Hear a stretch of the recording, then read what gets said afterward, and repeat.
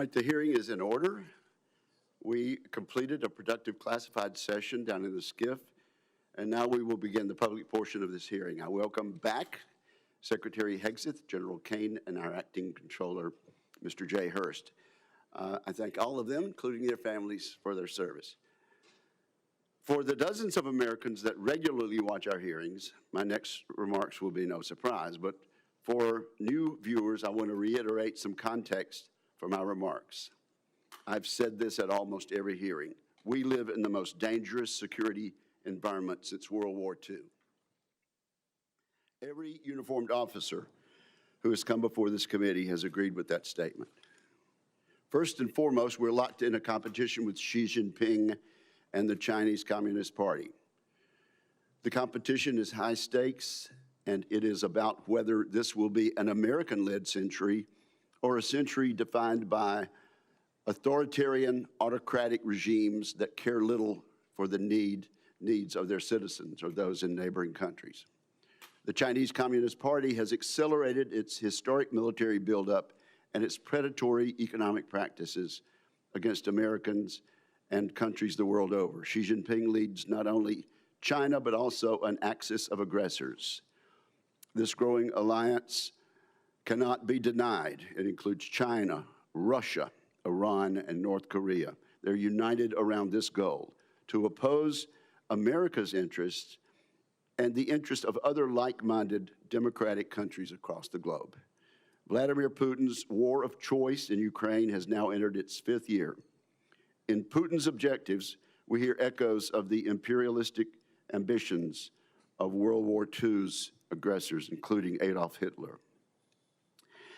Vladimir Putin has suffered 1.2 million casualties and failed miserably in his military objectives. Along the way, he has transformed Russia's economy into one fueled by war, raising the prospect of an even more aggressive Moscow for the foreseeable future. Most of Iran's leaders are now deceased, but they and those who survived them have consistently sought violence against America, Israel, our Gulf allies, and the Iranian people. We saw this during the October 7th massacre, during their continued support for Hezbollah and Hamas, and in their desire to engage in nuclear blackmail. Iran's ayatollahs have consistently represented a threat to American interest. Kim Jong-un has joined Mr. Putin's war of aggression. He continues a military and nuclear buildup that threatens South Korea, Japan, and the United States. Ties have never been closer among these four dictators, among these four dictatorships. They support each other's aggressive endeavors, they prop each other up financially, and they scheme to undermine America's objectives. We should expect them to continue this behavior. This context plays out across every dimension of national power, the economy, technology, diplomacy, and more. But today we're here to talk about the military dimension of this competition. These regimes have regularly tried to take by force what they cannot secure through the political process. For that reason, we must be ready to deter conflicts and, if necessary, to win them. President Trump has used the U.S. military appropriately and effectively for American interests. He has viewed our adversaries as a united bloc and has taken action in light of that reality. In Operation Absolute Resolve and associated statecraft, the president removed an aspiring dictator off the board and set up Venezuela for a future aligned with democratic interests. In Operation Midnight Hammer, he sought to eliminate the Ayatollah's nuclear program. When the Ayatollah chose to double down, the president launched Operation Epic Fury. In that mission, he has worked to remove the regime's conventional military capabilities and force it back to the table for a permanent solution. While we all mourn the tragic loss of the 14 service members who've lost their lives in this conflict, we do so knowing the world is safer without a nuclear Iran. All of these actions are part of a peace through strength strategy In this approach, we seek first to avoid war, but we take military action when necessary to achieve U.S. interest. And so, Mr. Secretary, I'm pleased that you are here testifying today in support of President Trump's historic $1.5 trillion defense budget request. That sum will go a long way toward rebuilding our military capabilities for a generation.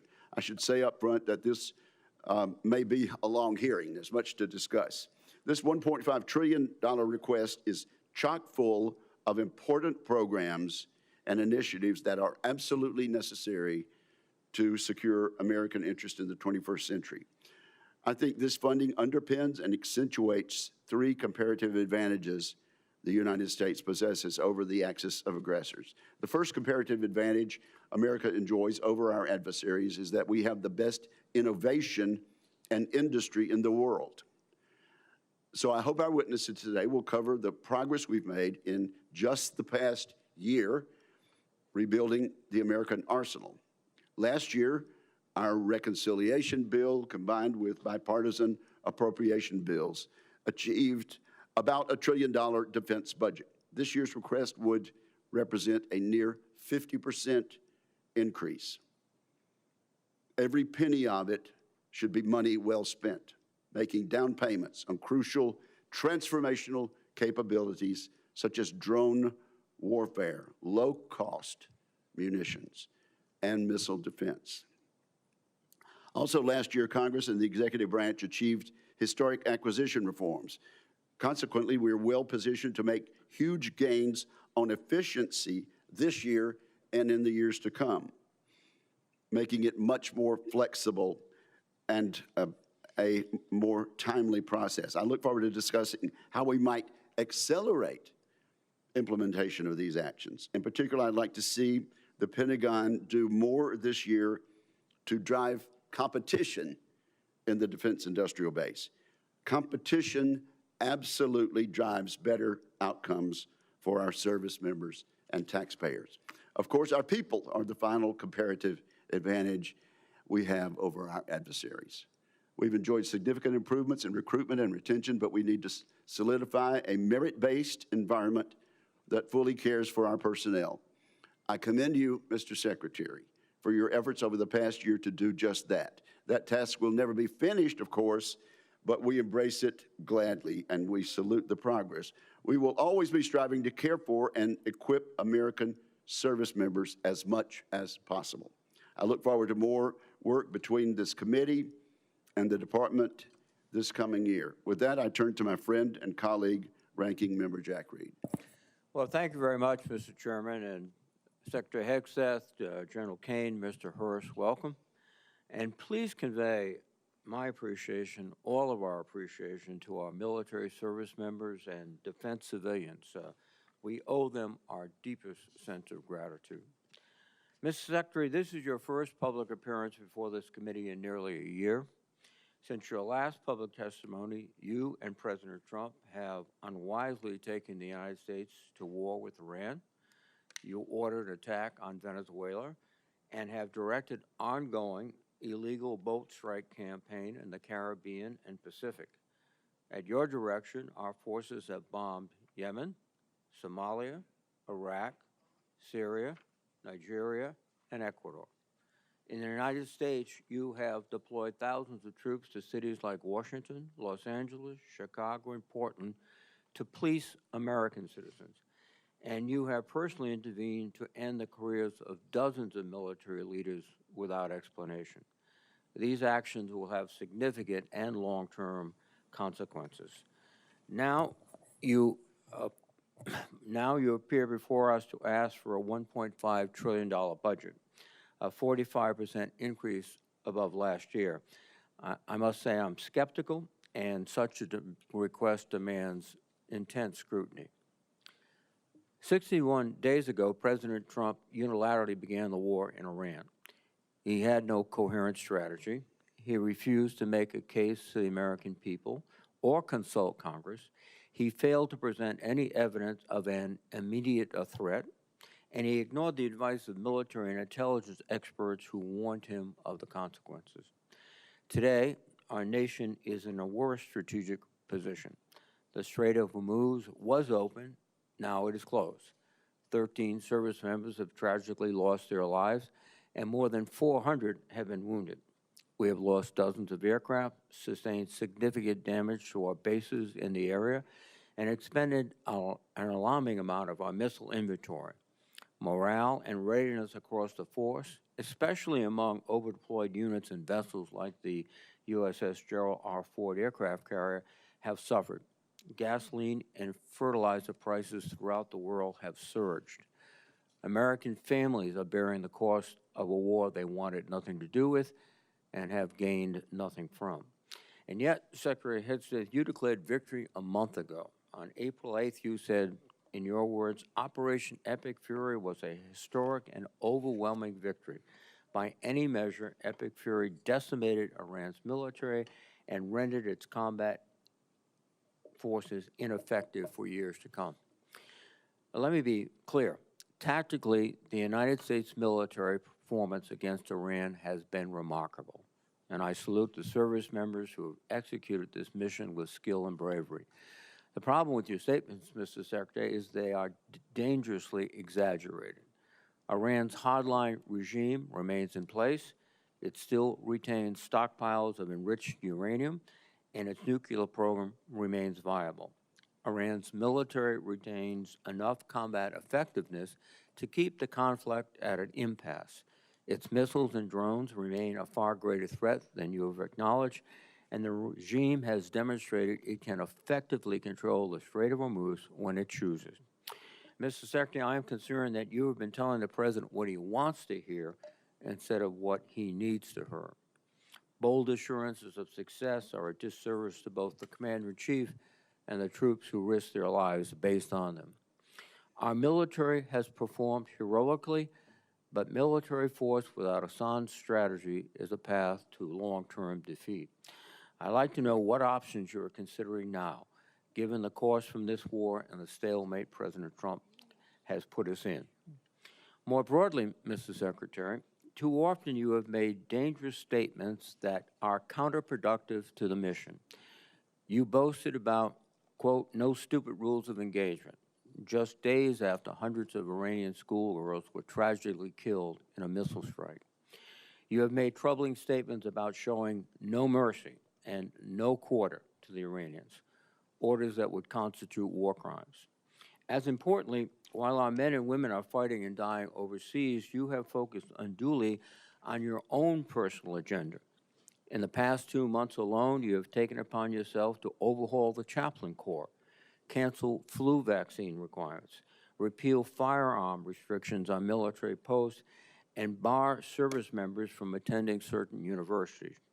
Just this week, you brought performer Kid Rock to an Army base to go for a joyride in an Apache helicopter after dismissing an earlier investigation into the pilots who recklessly chose to hover above his home. That runs directly counter to the chain of command and maintaining good order and discipline. Most disturbingly, during your tenure, you have fired dozens of our most senior military leaders and personally intervened to block the promotions of many others. That is a betrayal of the merit-based system that forms the foundation of our military. You are hollowing out the military's bench of experienced and highest performing senior officers while making young officers wonder if they should continue to serve. My colleagues and I have heard from countless service members throughout the ranks, many of whom will be watching right now, who are confused and disturbed by your actions. Hopefully you can explain them today. Additionally, this committee expects a fulsome update on Operation Southern Spear. This ongoing campaign against suspected drug trafficking boats has resulted in nearly 200 fatalities. The administration has failed to explain the long-term objectives of this mission or provide any evidence of reduced drug flows into the United States. I would ask for a credible answer to this most fundamental question: what is the operation actually meant to accomplish? Mr. Secretary, you are here to promote the President's $1.5 trillion defense budget. While this budget provides funding for necessary programs, including shipbuilding and drone manufacturing, Many other critical programs like barracks repair and aircraft procurement would rely on the passage of a party line reconciliation bill. Further, this budget slashes research and development, provides no funding for Ukraine, and includes no funding for losses incurred from the Iran war.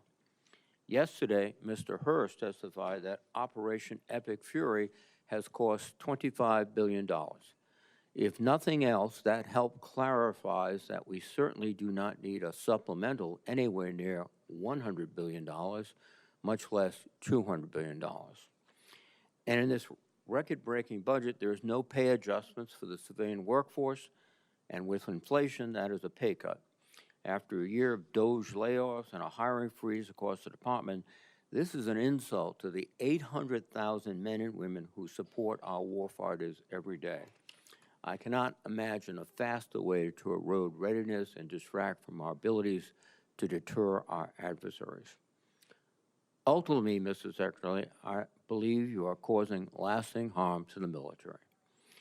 Like many members of this committee, I had the opportunity and the privilege to serve in the military. And every officer knows they are duty-bound to give their best professional advice, even if it is not what their superiors want to hear. Because when leaders fear to speak honestly, people die, missions fail, wars are lost. The American people's trust in our military took 250 years to build. You are dismantling it in a fraction of that time. And trust, once long, Mr. Secretary, today I hope you'll take a step forward toward rebuilding the trust that has been lost. Thank you, Mr. Chairman. Mr. Secretary, you are now recognized for your opening statement, sir. Well, Mr. Chairman, Ranking Member Reed, Senators, thank you for the opportunity to testify in support of President Trump's historic, as you said, Mr. Chairman, $1.5 trillion fiscal year 2027 budget for the Department of War. The President's budget request reflects the urgency of the moment, addressing both the deferment of long-standing problems as well as positioning our forces for the current and future fights. I'm honored to appear alongside General Dan Caine, Chairman of the Joint Chiefs of Staff, and Jay Hurst, our Chief Financial Officer and Comptroller. I'd like to start by thanking this committee and Congress for your partnership in securing the investment needed for a stronger, prouder, and more secure military. Your focus on acquisitions, your focus on efficiency are the reflection in our department as well and in this budget. A nation's ability to build, to innovate, and to support the critical needs of its warfighters at speed and at scale is the foundation upon which its deterrence and survival rests. However, upon taking office on January 20th, 2025, President Trump inherited a defense industrial base that had been hollowed out by years of America Last policies, resulting in a diminished capacity to project strength. Under the previous administration, we were offshoring, outsourcing, beset by cost overruns and degraded capabilities. But under the leadership of President Trump, our builder-in-chief, we are reversing this systemic decay and putting our defense industrial base back on a wartime footing. Urgency informs everything we do. We're rebuilding a military that the American people can be proud of, one that instills nothing less than unrelenting fear in our adversaries and inspires historic morale and recruiting in its ranks. We fight to win in every scenario.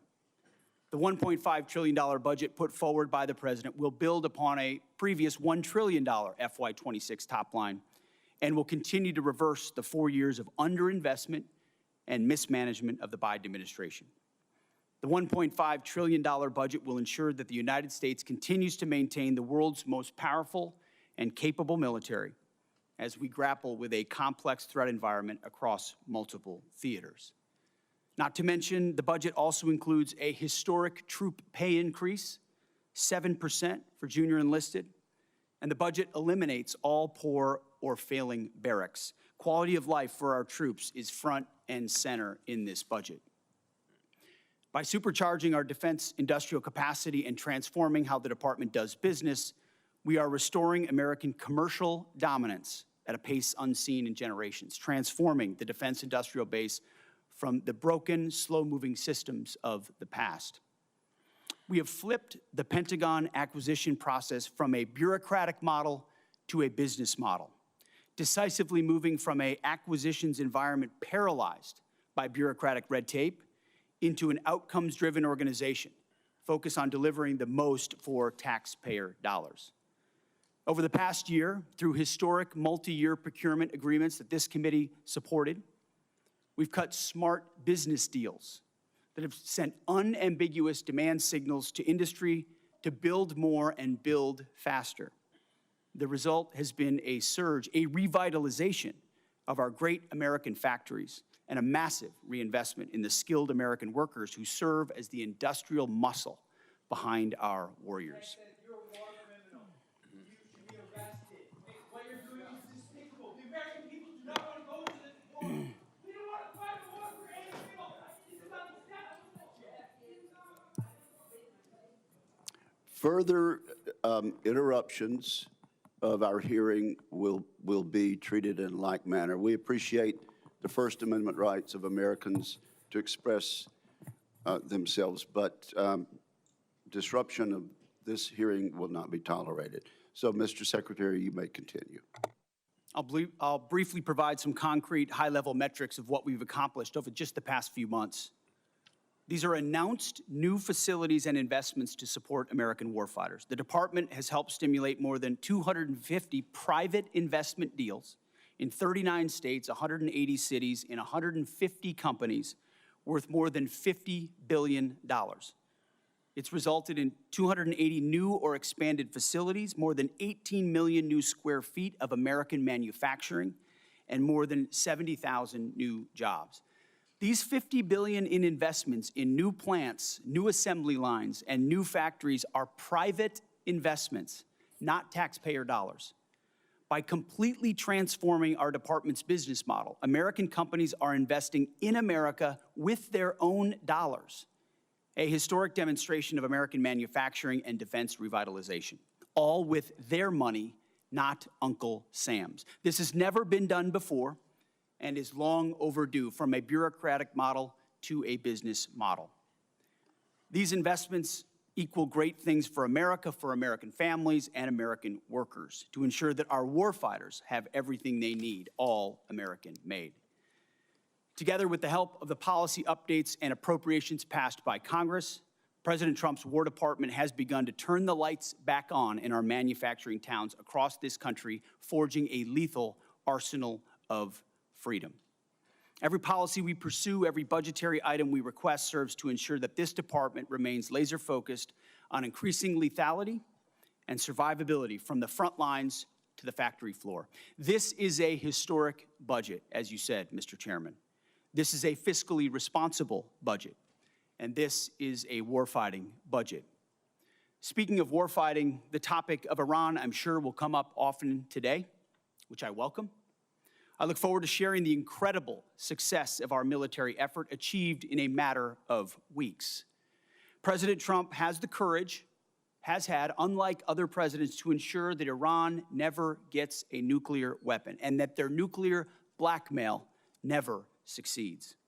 We have the best negotiator in the world driving a great deal. Unfortunately, as I said yesterday, and I'll say it again today, the biggest adversary we face at this point are the reckless naysayers and defeatist words of congressional Democrats and some Republicans. Defeatists from the cheap seats who 2 months in seek to undermine the incredible efforts that have been undertaken and the historic nature of taking on a 47-year threat with the courage no other president has had, to great success and great opportunity for preventing Iran from having a nuclear weapon. Despite this, under President Trump, we are restoring the unbreakable might of American manufacturing. We're providing for our warfighters, and we are putting the people and interests of this country first.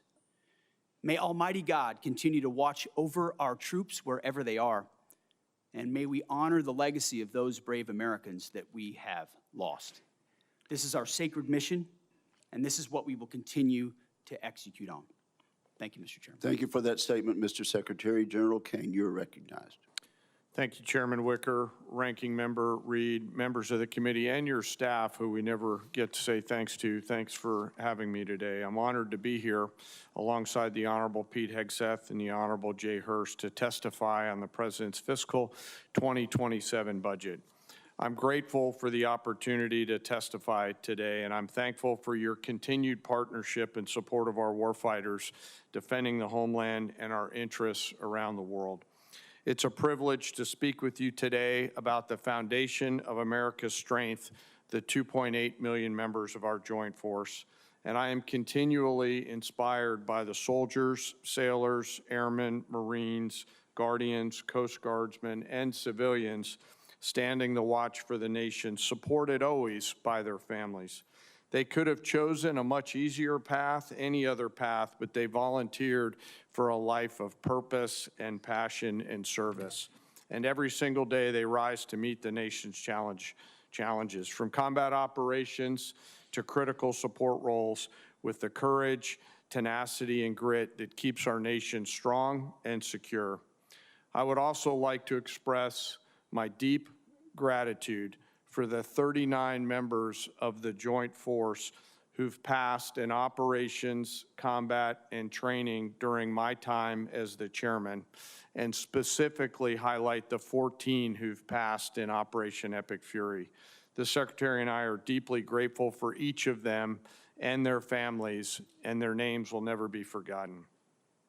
As the chairman, my duty is to ensure our civilian leadership has a comprehensive range of military options and the associated risks required to make the nation's hardest and most complex decisions. I owe the President, the Secretary, and the Congress the truth at every turn. And my blueprint for this role has always been that of General George C. Marshall.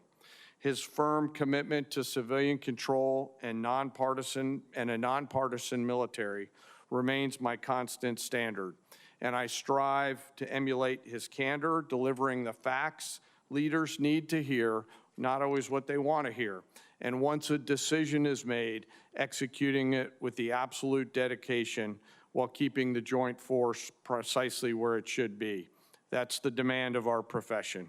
As I sit before you today representing our incredible joint force, I want to emphasize my commitment to this committee and to the Congress. I will always follow General Marshall's steadfast example by providing clear and candid nonpartisan military advice, working together to ensure the military remains squarely focused on one thing, being prepared to deter and, if called upon, fight and win our nation's war. And that is our mission.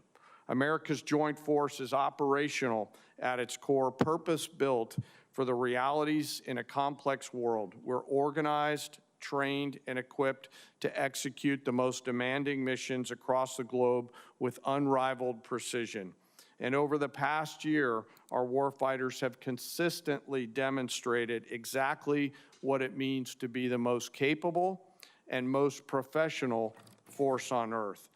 Our shared goal is to ensure the joint force sustains the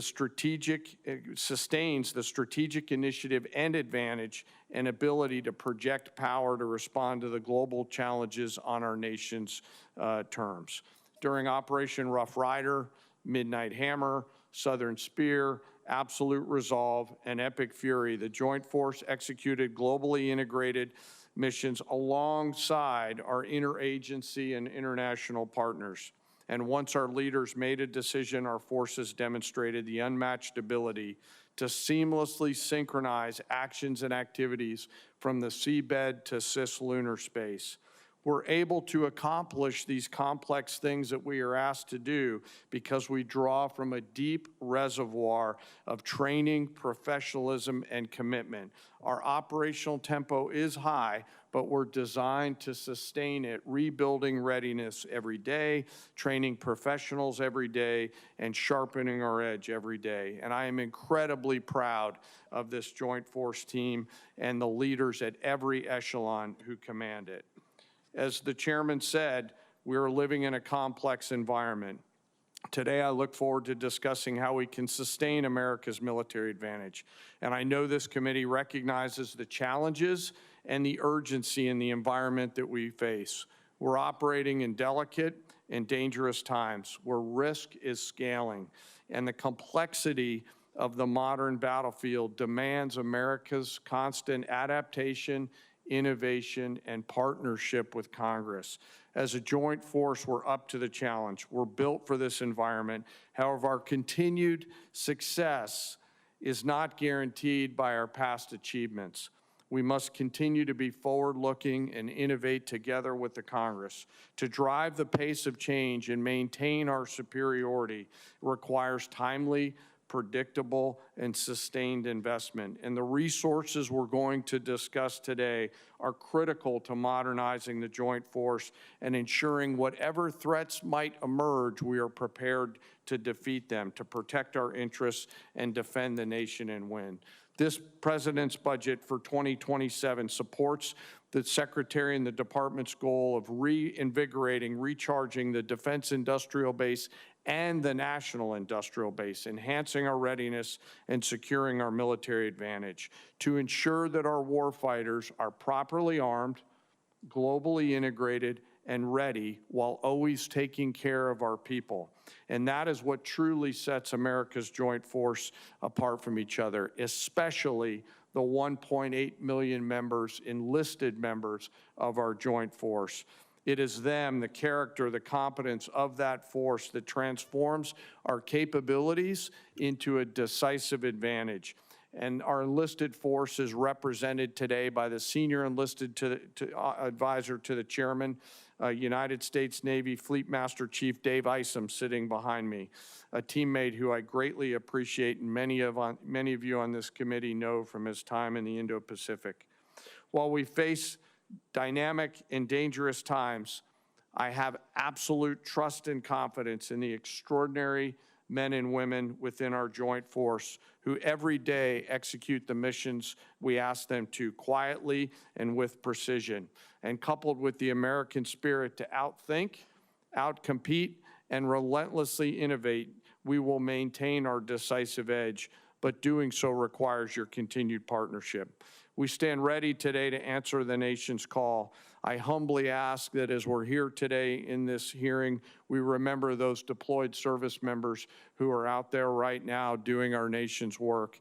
And may we always remember our fallen and never forget them or their families who continue to show us what courage looks like. Thank you for your enduring support, and I look forward to your questions. Thank you very much, General. We appreciate your service. Let's jump right in. Secretary Hegseth, let's talk about the money from Reconciliation 1.0 last year. There have been some complaints about the speed, but not everything we hear is actually accurate. How much of the $154 billion from Reconciliation has the Pentagon put on contract?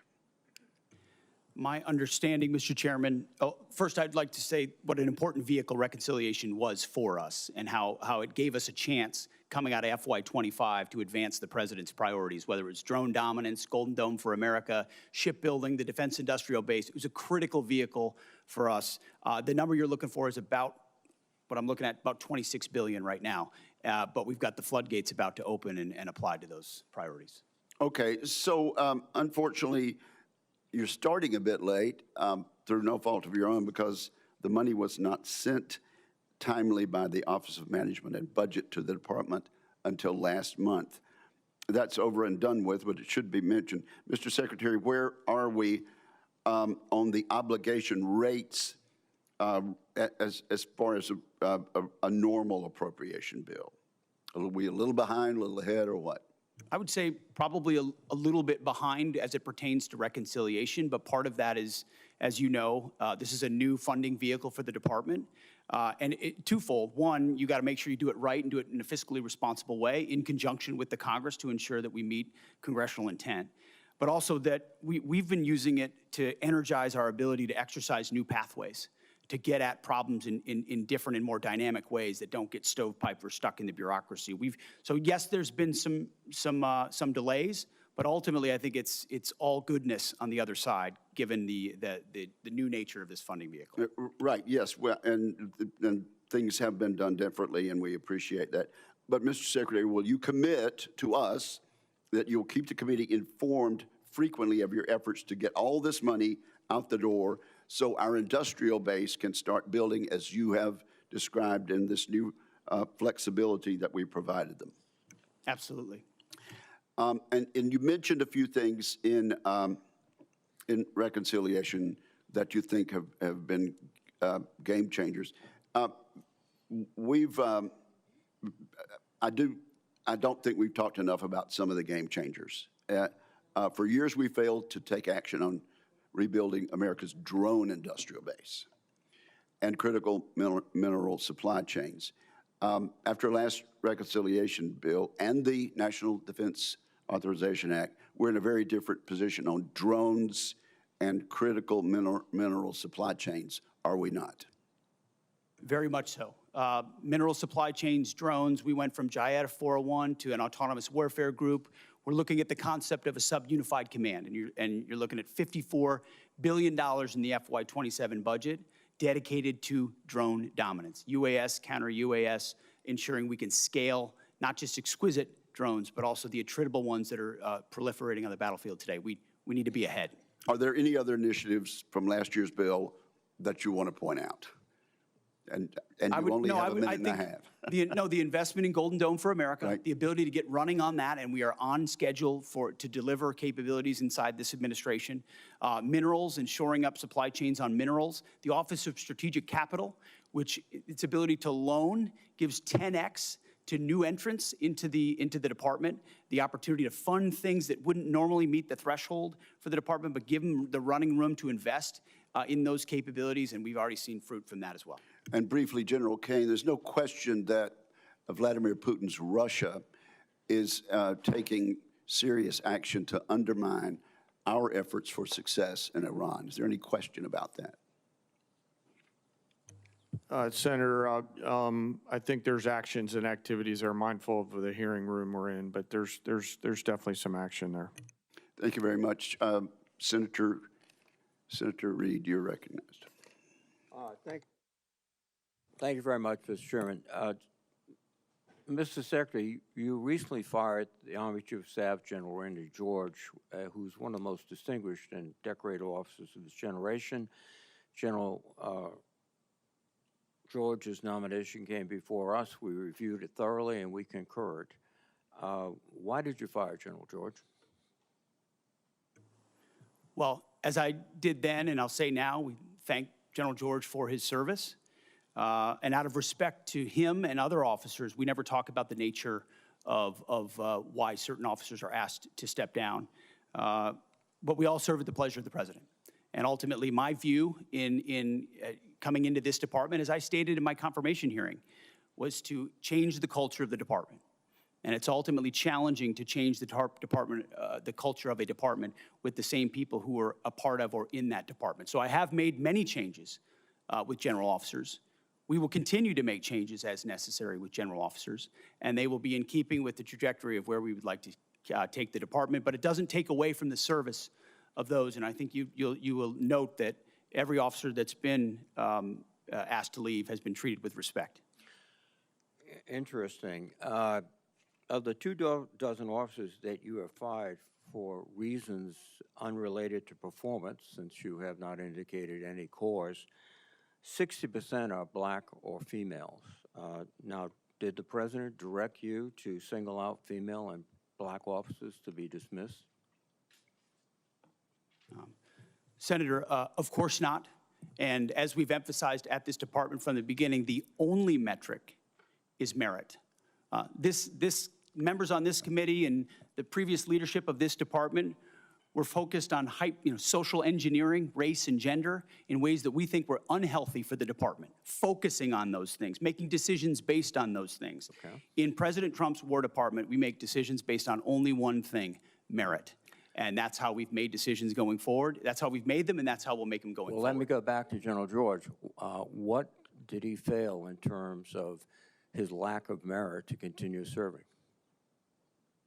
As I've said, I don't talk about the nature of dismissal No, out of you respect use for that as these an officers. excuse, and then But you ultimately, don't we talk want to take the department in a particular direction, certain services in a particular direction, and we want leadership that's running as fast in that direction as possible. And in some cases, we make changes accordingly, but do so out of respect to those officers. Well, I think that direction from your behavior is an intense interest in Christianity, in nationalism, and in not recognizing the talents of women and non-white gentlemen, and that's the wrong direction.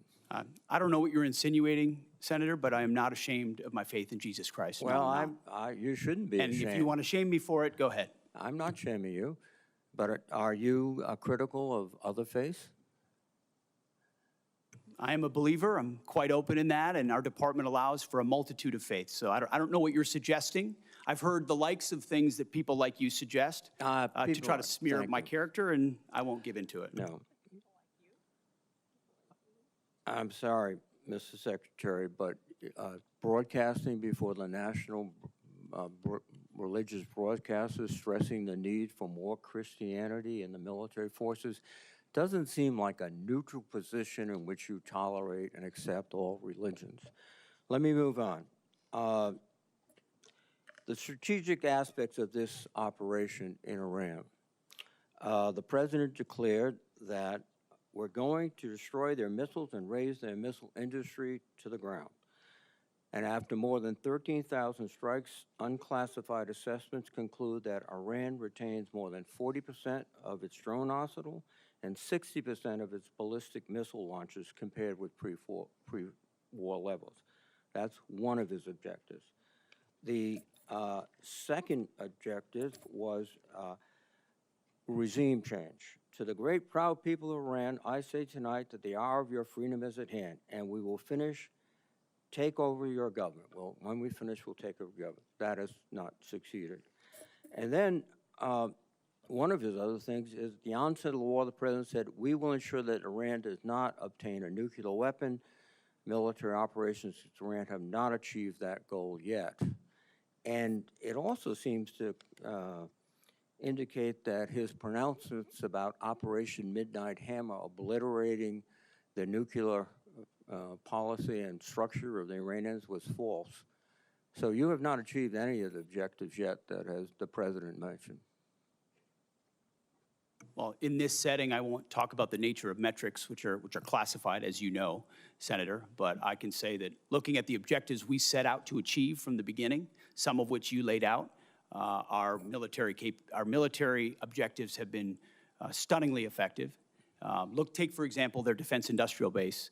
They're completely incapable at scale at any level of reconstituting the capabilities you referred to, which is a devastating result for any country, especially one whose ambitions are as wide as Iran's. So we've put the president in a very strong position to ensure Iran never gets a nuclear weapon. That's the takeaway that's been underneath every single aspect of this. For 47 years, Iran's trying to blackmail its way to a nuclear weapon. They were closer than ever before because of bad deals under previous administration. President Trump was willing to do something about it and not allow their conventional missile shield. That's the North Korea strategy. That's, to be clear, what Iran was pursuing. Hiding their nuclear ambitions, revealing them over time, and then building a conventional shield of missiles so powerful that no country would challenge them for fear of what would happen if they unleashed that arsenal. Weakened after the 12-day war and Midnight Hammer, which did obliterate their sites, President Trump saw an opportunity because their ambitions continued to ensure that umbrella of nuclear blackmail did not allow them to get to a nuclear weapon. And the world is safer because of his bold and historic choice. Mr. Secretary, I think that's rhetorical but not factual. Thank you. Thank you, Senator Reid. Mr. Secretary, Mr. Hurst, General Kaine, welcome. Over the last several months, I've worked closely with some of the new direct reporting program managers, and I've been encouraged by how they're approaching the department's most complex acquisition systems. General White's pulled forward the next milestone for the Sentinel program by at least 6 months. General Gutlein has completed the initial blueprint for the Golden Dome architecture and is beginning to build it out. For years, this committee has known that we must improve our ability to defend our homeland against a wider variety of threats. And we finally have a partner with the full backing of the department to lead the charge. Mr. Secretary, what's the advantage of this new type of program management structure? Well, thank you for the question, Senator. It's acquisition authority, technical authority, contracting authority. It's consolidating decision-making in one place under a highly screened, highly capable general, General White and General Gutlein, who know that terrain extremely well and understand what mistakes have been made in the past in programs of that magnitude, and then are given the authority to cut through the red tape. That's the key. Success or failure lands with them, and they know it. And as a result, they're incentivized to ensure that program, and then given every dollar and authority needed to move it as quickly as possible. So whether it's Sentinel, whether it's F-47, whether it's Golden Dome for America, these critical strategic assets, the direct report construct, along with Deputy Secretary Feinberg, who is a national treasure, and is changing the way we do business at this department, is giving us a chance to ensure these critical systems are delivered. Thank you. And General Caine, can you give us your thoughts on why the Golden Dome received why they must receive that requested $17 billion in funding for the fiscal year 27? Well, Senator, it's, as you know, it's an essential part of our Homeland Security layered defense, and as General Gutlein begins to do the work that you're asking about and frankly helping to advance, you know, the insurance around that down payment, charging the defense industrial base with those capital allocations will allow them to get after it much, much quicker. We appreciate the help. And if there's a delay in that funding? Well, I hopefully there won't be, Senator, because we've got a leader on that account 24/7, 365. But if we do, we'll always, of course, come back and talk to the Congress, but also figure out what has to be true to help that constraint get removed in that production system. And that's really what we're asking these leaders to do, is to be able to get past the theory of constraints. Okay, thank you. Secretary Hegseth, I agree with your statement on nuclear deterrence when you said nothing else matters if we don't get this right, so we will. We need a modernized nuclear triad and NC3 architecture that can credibly deter multiple adversaries instead of an insufficient nuclear force structure based on fundamentally flawed assumptions made 16 years ago. Our presidents must also have a more diverse set of options so that they can effectively manage more complex nuclear escalation dynamics. So, Mr. Secretary, how does this budget request achieve those objectives? Well, thank you for your leadership on this issue for a very long time. First and foremost, it invests in it. $71 billion in our nuclear triad and NC3, understanding that if you get that wrong, you get everything else wrong. Frankly, it's why the Iran effort is so important. Imagine what the situation in the region would look like if Iran also wielded a nuclear weapon, and the limits it would put on our capabilities in those situations. Our adversaries have to deal with that dilemma because of the strength of our nuclear triad. So that $71 billion investment, the DERPMs that have been put over top of it to move those systems left, as you acknowledged, it's just been a priority since we came into the building, and we're funding it accordingly. And Chairman Caine, Secretary Hegseth, whoever would like to answer this, should our nuclear command control and communications systems like the SAOC be given the same level of priority as Congress considers the department's budget request as our triad? I think so, but I defer to the chairman. Yeah, yes, ma'am. We got to be able to see to anything. So, yes, ma'am. Thank you. Senator Shaheen, you are recognized. Thank you, Madam Chair. Secretary Hegseth, Congress enacted $400 million to provide security assistance to Ukraine in January. Now, the committee received a notification just yesterday confirming only that the funding would go toward Ukraine. It contained no details about the type of equipment, no delivery timelines, nothing that is typically included in these notifications. And when asked about the delay in funding, the committee was told that Bridge Colby was developing a spend plan, but we've received nothing. So when can we expect the full spend plan for this appropriation? And Madam Chair, can I, if this is not already part of the record for the committee, can I enter it into the record? We acknowledge and are executing on the European capacity building amount of $400 million that you referred to. Undersecretary Colby's done a great job looking at options and worked very closely with our European commander, General Grinkowitz. So his requests of what makes the most sense will inform what ultimately is invested in. Well, this notification says that UCOM coordinated on the spend plan in March, but General Grinkowitz told this committee on April 16th that he had not yet been asked to review any spend plan for this appropriation. So, General Kaine, have you received the spend plan for funds in Ukraine, and have you asked the UCOM commander for his concurrence? I do not believe so, but I will find out, Senator, and get back to you by the end of the day. Thank you.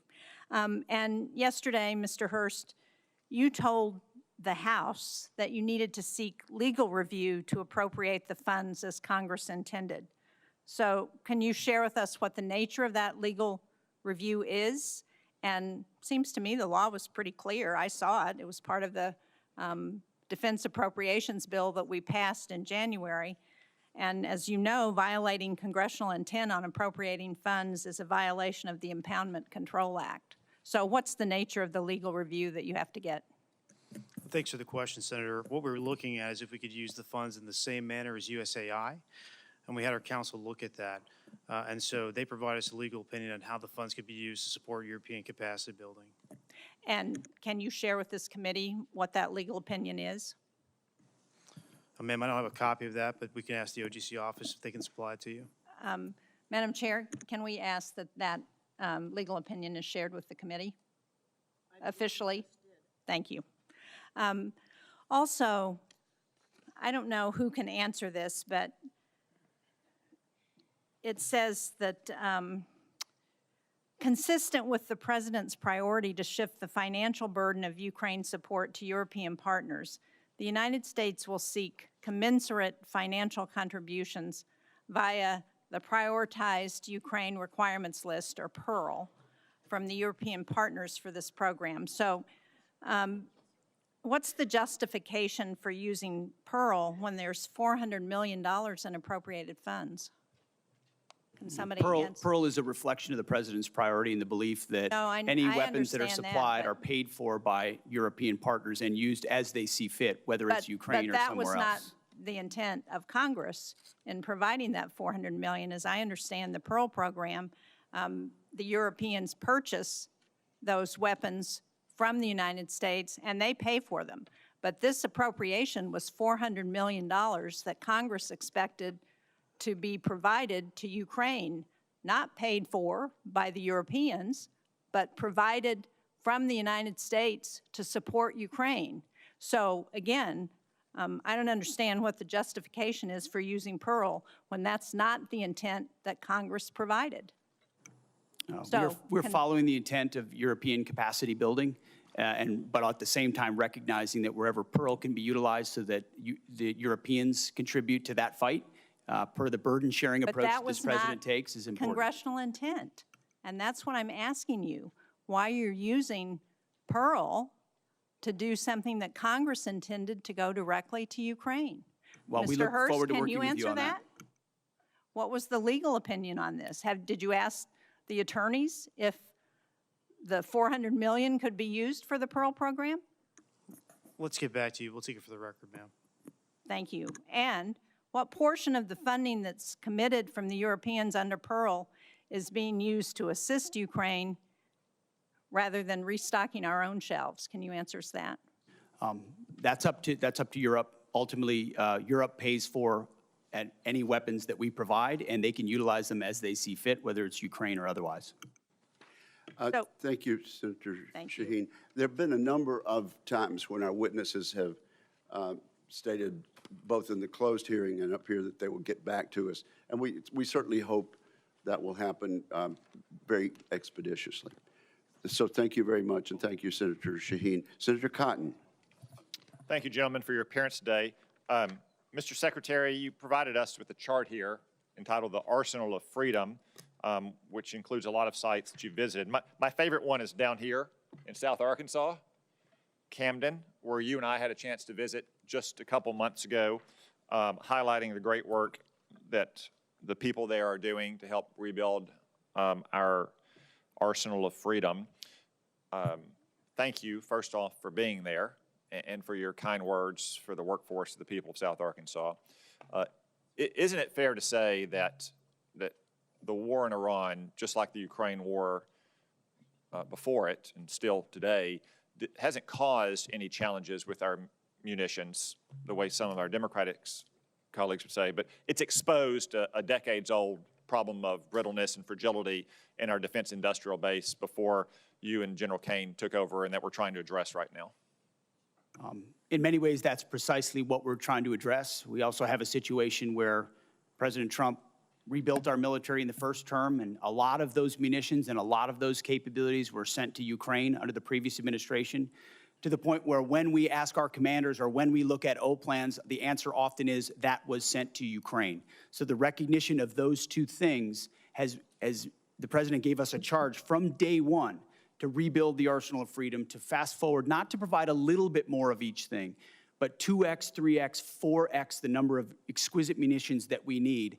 The expenditures that we've seen under this administration, we can account for them, and we ensure that other O plans and elsewhere are well taken care of. So on the munitions front, we're in really good shape, but we need to accelerate, and that's exactly what we're doing. And I think that's an important point you make, is that we're not just trying to fill a hole that was created by epic fury or by support for Ukraine. We're going to fill that and then go much beyond that for our needs in the future. So we're never caught where we were over the last several years with these worries about munitions running short. Is that right, Mr. Secretary? That's exactly right. The president has charged up with not just replacing anything, but filling it up, as he might say, to the tippy top, and make sure that the remainder of this term and future presidents have all the munitions they need for any level of contingencies, especially considering the dangerous world we live in. I want to turn now to Operation Epic Fury. It's been a smashing military success. Unfortunately, we have suffered casualties, to include soldiers killed in the line of action. Obviously, our military takes the greatest steps possible to protect our troops, whether they are in action or whether they are on bases in the region. No war, though, is antiseptic. Mr. Secretary, could you explain some of the steps we've taken to try to minimize, to the greatest extent we can, the number of casualties we've taken in the Middle East? First of all, every day we live to ensure that we follow through on the legacy of those who gave everything. So that's front and center for us. But I can also say, and the chairman may want to weigh in, from the beginning of looking at the possibility of this contingency, setting the defense and ensuring that Admiral Cooper and everyone throughout CENTCOM had every possible measure they could to ensure that our troops are protected and force protection was maximized was the top priority. Moving assets to the region, we integrated our air defenses with local Gulf countries to ensure our shot doctrine was maximized, whether it's ballistic missiles or on drones, flowing in the most recent capabilities to ensure we can intercept drones, moving troops off the X. I think what people mostly don't know is that a massive effort was undertaken before this conflict to move as many humans off of targets to other places and maintain operational security about where they might be to minimize the space with which Iran could hit. We always knew something getting through was a tragic possibility. But I can assure you, from our perspective, that was priority number one, as it was Admiral Cooper's, to ensure that fortification and missile defenses were right there when we went on offense if we had to. General Kaine, do you have anything to add? Well, in addition to just, again, morning are fallen from the 103rd. What I'll add to the Secretary's comments is after every tragic loss, commanders at every echelon within our joint force are going to go back and look at what was our plan and what lessons we can learn from this so that we protect and defend our soldiers, sailors, and other members of the joint force the next time. Thank you, and I know you do, and I just wanted to give you the opportunity to speak to what you've done to try to prevent casualties and minimize them. Obviously, again, no war is antiseptic. One final question. I understand you've been accused of lying to the president. Mr. Hegseth, have you lied to the president at all about what's happening in Iran or Epic Fury? No, only tell the truth to the president. General Caine, have you lied to the president about what's happening in Iran or Operation Epic Fury? Never. I suspected that would be your answer, but since you were accused of it and deep staters are leaking to the media about it as well, I just wanted to give you a chance to answer on the record that, of course, you've always given the president a completely accurate picture of what's happening. Thank you, gentlemen. Thank you very much, Senator Cotton. Senator Gillibrand and then Senator Rounds. Thank you, gentlemen, for appearing before this committee, and thank you for the closed session prior to this. I don't know if you fully appreciate how much the American people do not support this war. It is an unauthorized war. Normally, when you come to Congress, it's a way for the American people to be part of that discussion. The American people, particularly in my state of New York, are upset for a lot of reasons. First of all, this war is costing so much money. Over $25 billion already, estimates $1 billion a day, and they're feeling it every single day at the gas pump with higher prices for both fuel, for diesel, for gasoline for their cars. They're also feeling it with higher grocery costs, and they're exhausted. They are truly exhausted. On top of that, they have so many grave concerns about how this war is being prosecuted. They read in the paper that 22 schools have been hit. They read in the paper about a girls' school, hundreds getting killed. We have a debate going on in this country about AI, a serious debate about AI. And I haven't heard yet from you that you will not allow AI to make final targeting determinations, even when nuclear weapons are being used. That's a huge issue that we need to discuss. So I want to start from the top, Secretary Hegseth. Why do you continue to prosecute a war that the American people aren't behind?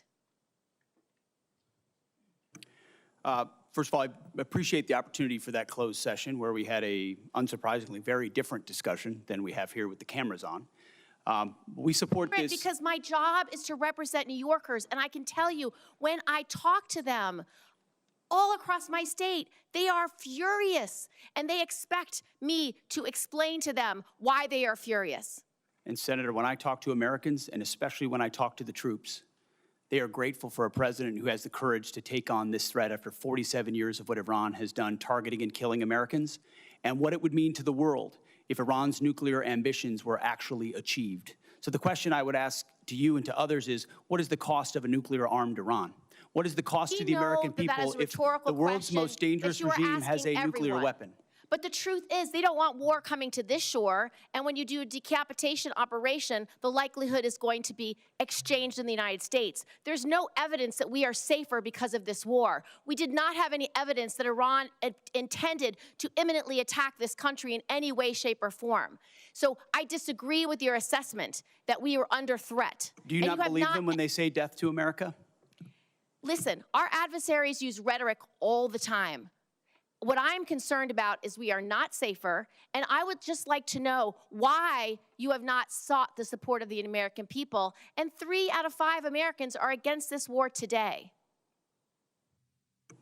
I believe we do have the support of the American people, and we have briefed regularly what this mission looks like and why it's critically important that we undertake it. And I would remind you and this group that we're 2 months in to an effort. And many congressional Democrats, as I pointed out, want to declare defeat 2 months in. Iraq took how many years? Afghanistan took how many years? And they were nebulous missions that people went along with. This is different. This is a defined mission set that we have had great success in pursuing against a determined enemy who seeks nuclear weapons. And I'm proud of the opportunity to remind the American people, because they believe in it as well, that they can't have it. You don't care whether When the American people, support this war. the American people are quite smart. They understand and see through spin.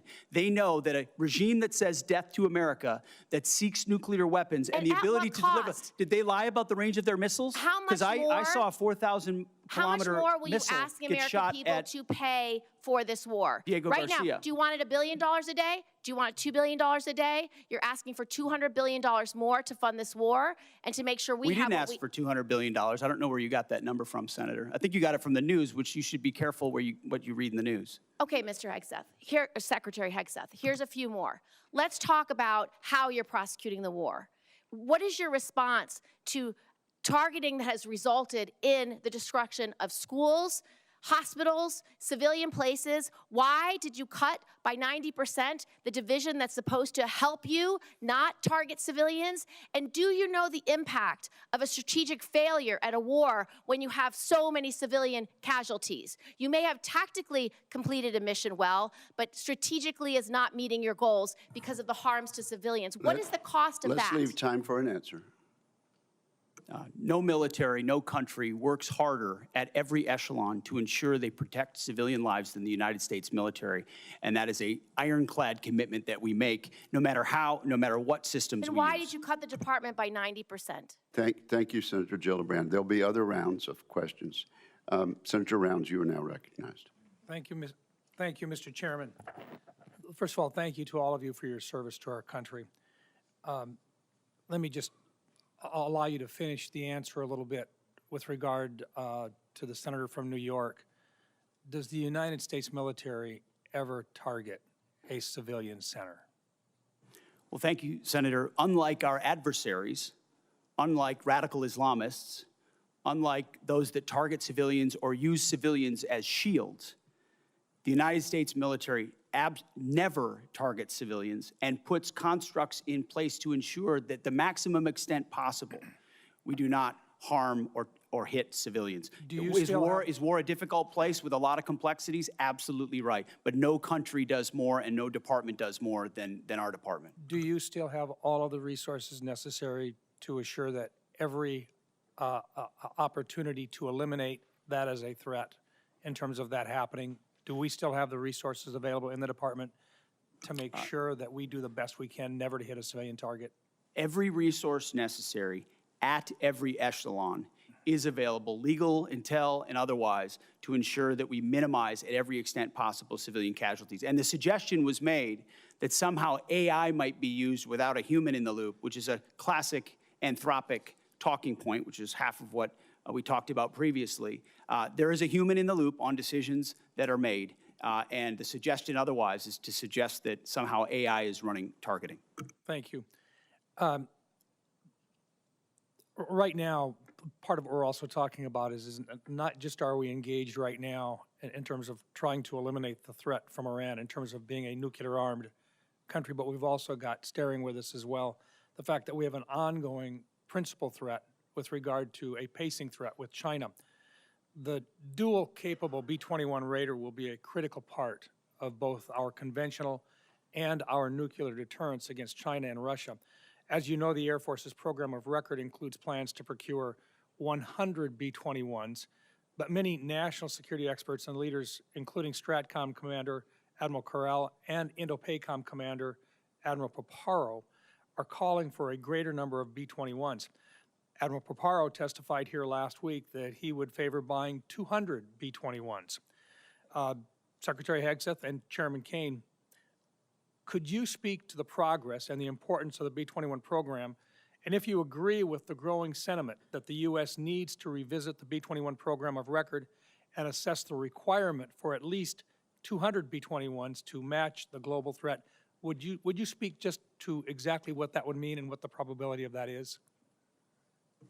Thank you for the question, and I appreciate the fact that you're listening to and hearing from combatant commanders, because that's who we listen to as well, who are looking at the operational plans and what would be required to ensure we deter and, if necessary, defeat.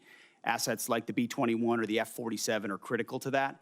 That's why we're funding them and increasing the funding, and where necessary would increase the allocation.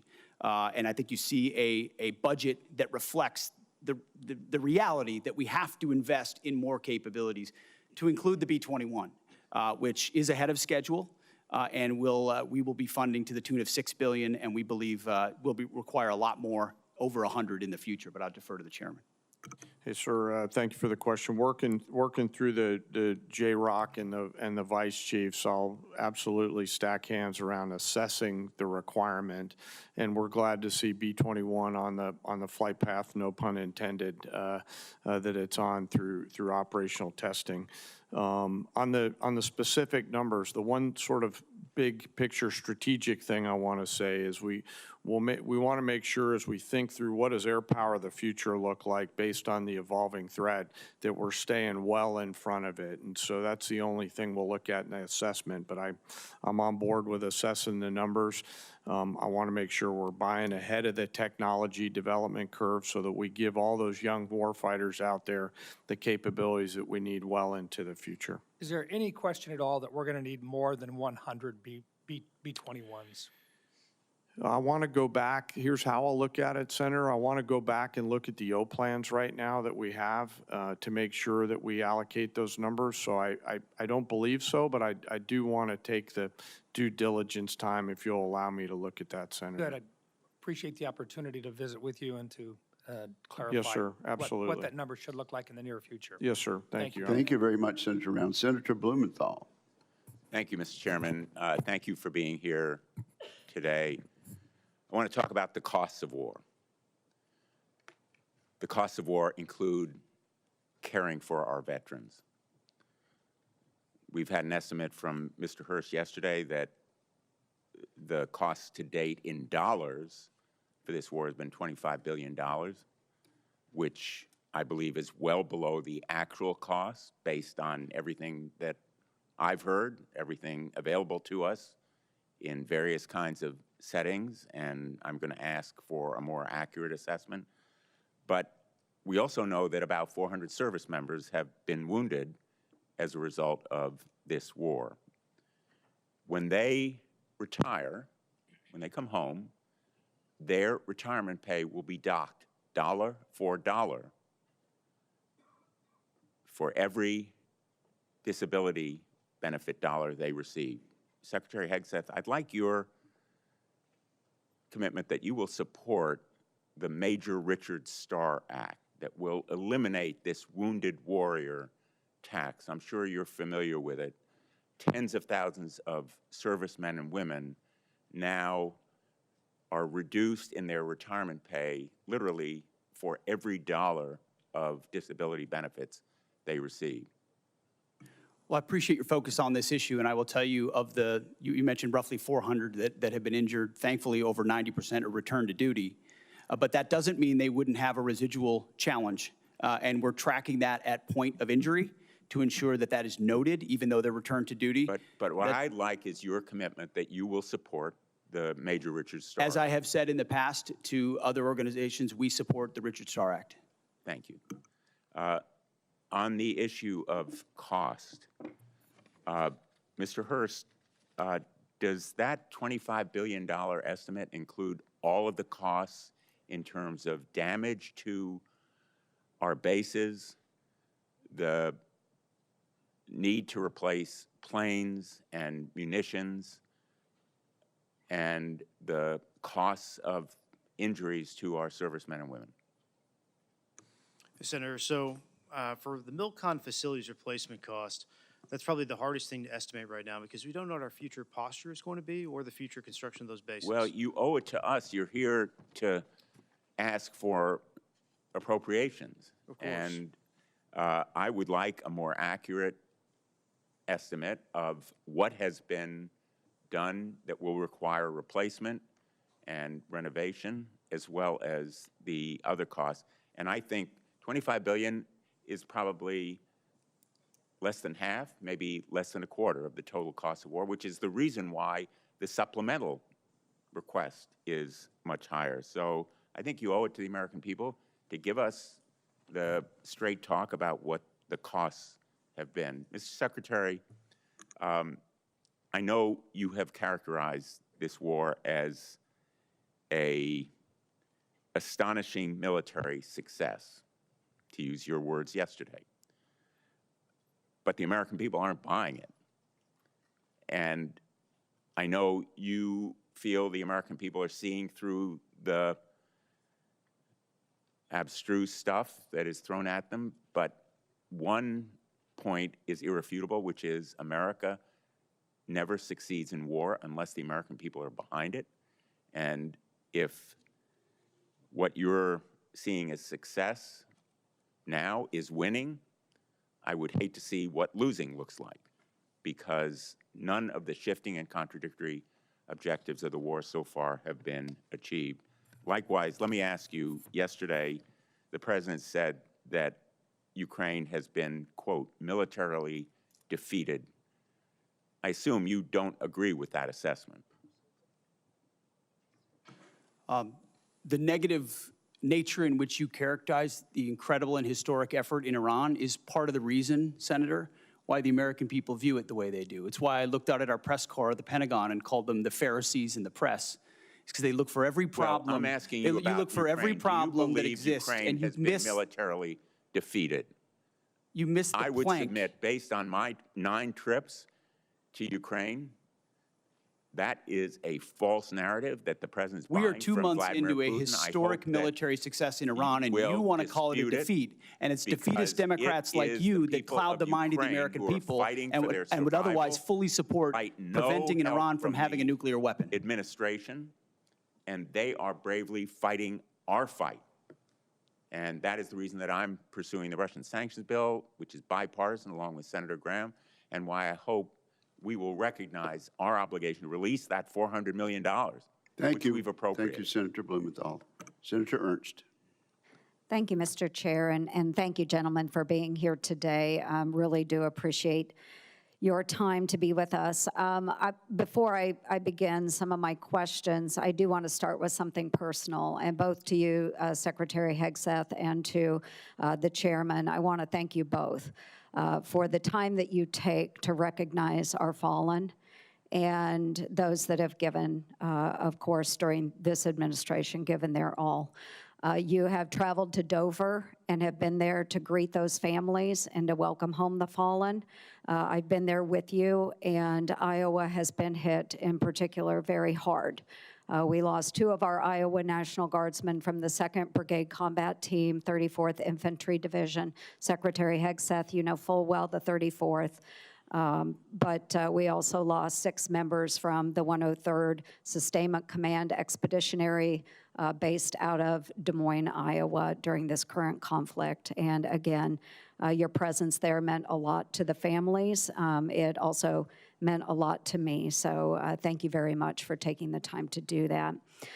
Secretary Hegseth, you and I have had many discussions over the course of many months now regarding general officer positions. And, you know, I believe that we were operating in good faith as we talked through a couple of those in particular, 2 Iowans, General Mingus and General Randy George. I was disappointed to see that their retirements were hastened over what I believed had been set out by you and the administration. So I just want to take the time to list out some of General Randy George's accomplishments as Army Chief of Staff. He pulled the Army out of its worst recruiting crisis since the Vietnam era, exceeding fiscal year 2024 recruiting goals and welcoming more than 61,000 new soldiers. Recruitment numbers that both you and the President talk a lot about, and rightfully so. He cut 5% of general officer positions, 12 positions that were deemed as non-essential in the Army, and he reduced the Army headquarters by 1,000 personnel. He co-authored the Army Transformation Initiative, which is a comprehensive response aligned with your directives, and he testified here in front of Congress and took a lot of heat defending that Army transformation. He was suddenly let go at the beginning of April 2026. General George's merits, which I firmly believe in, he enlisted at the age of 17. He is a West Point graduate. He had 4 combat deployments. He served in Desert Storm, Iraq, and Afghanistan. He had 38 years of honorable service. He achieved the greatest Army recruitment and modernization effort in a generation. So I want to thank him for his service, and I would like to enter into the record, Mr. Chair, the speeches that I did honoring General Randy A. George on his retirement and General James J. Mingus on his retirement as well. Without objection, they'll be admitted. Thank you very much. I'd like to talk a little bit about the audit, Mr. Secretary. I saw the video that you posted this week calling on the department to pass a clean audit, and thank you for doing that. It's something that we talked about during your confirmation hearing. Fiscal responsibility at the department has been a priority of mine for a very long time, and I think it's time that we build on that momentum. It's extremely important. And that's why I'm pushing for my Receipts Act in this year's NDAA. It's focused on improving financial traceability and accountability across the department. And if you could talk a little bit more about the efforts in making sure that we are being much more accountable to our taxpayers. What is that effort going to entail? When will we see a clean audit? As I said, Senator, thank you for your work on the audit. That has been a priority of our department from day one.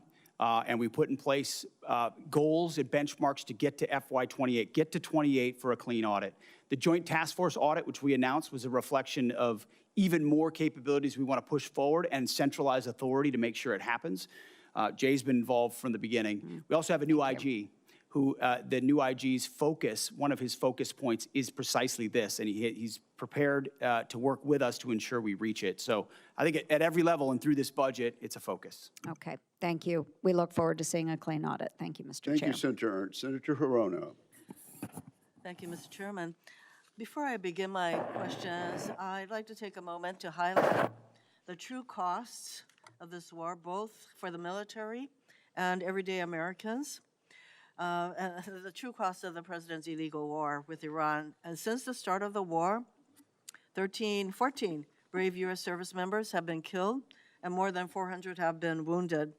We've burned through over $25 billion in taxpayer money with no end in sight.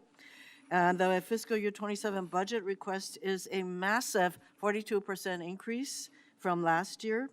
Hundreds of critical munitions have been expended, and deployments have been extended, directly impacting service members' quality of life, military readiness, and our ability to deter our adversaries. The relationships with our allies, some of our closest allies and partners, have been fractured. And the closure of the Strait of Hormuz, which somehow caught the president by surprise, even though he had to have been warned, is directly contributing to the affordable crisis that Americans are facing. Energy costs are skyrocketing with the price of gas now at its highest level in almost 4 years. Instability has driven interest rates to its highest level since September of last year. The cost of fertilizer is spiking, which will have a direct impact on the cost of food. This illegal war is driving up costs, undermining readiness, and alienating our allies with neither a clear rationale for starting this war nor an exit strategy. And when the president was asked how long he'll let this war continue, he said, "Do not rush me." I have a question for General Kaine relating to women serving in combat. And I'd like to hear your best military advice. Does the mere fact of women being in combat armed units lower standards or readiness if they meet the physical standards? Well, ma'am, the standards are set by the civilians. We have examples of women leading well across the joint force. I'll highlight some of our current commanders engaged in the fight in Epic Fury. Specifically, one of our bomb squadrons are led by an extraordinary female leader who's doing great work. And but those standards are set by. I'm sorry, I didn't mean to step on you. I think your answer is that in fact it does not lower standards of readiness.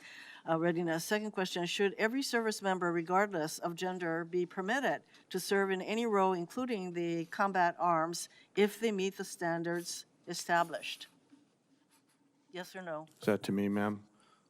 Over the last decade, since combat arms have been open to women, have you personally seen any instance where the standard resulted in a degradation in combat effectiveness? Apologies, I didn't hear your first question.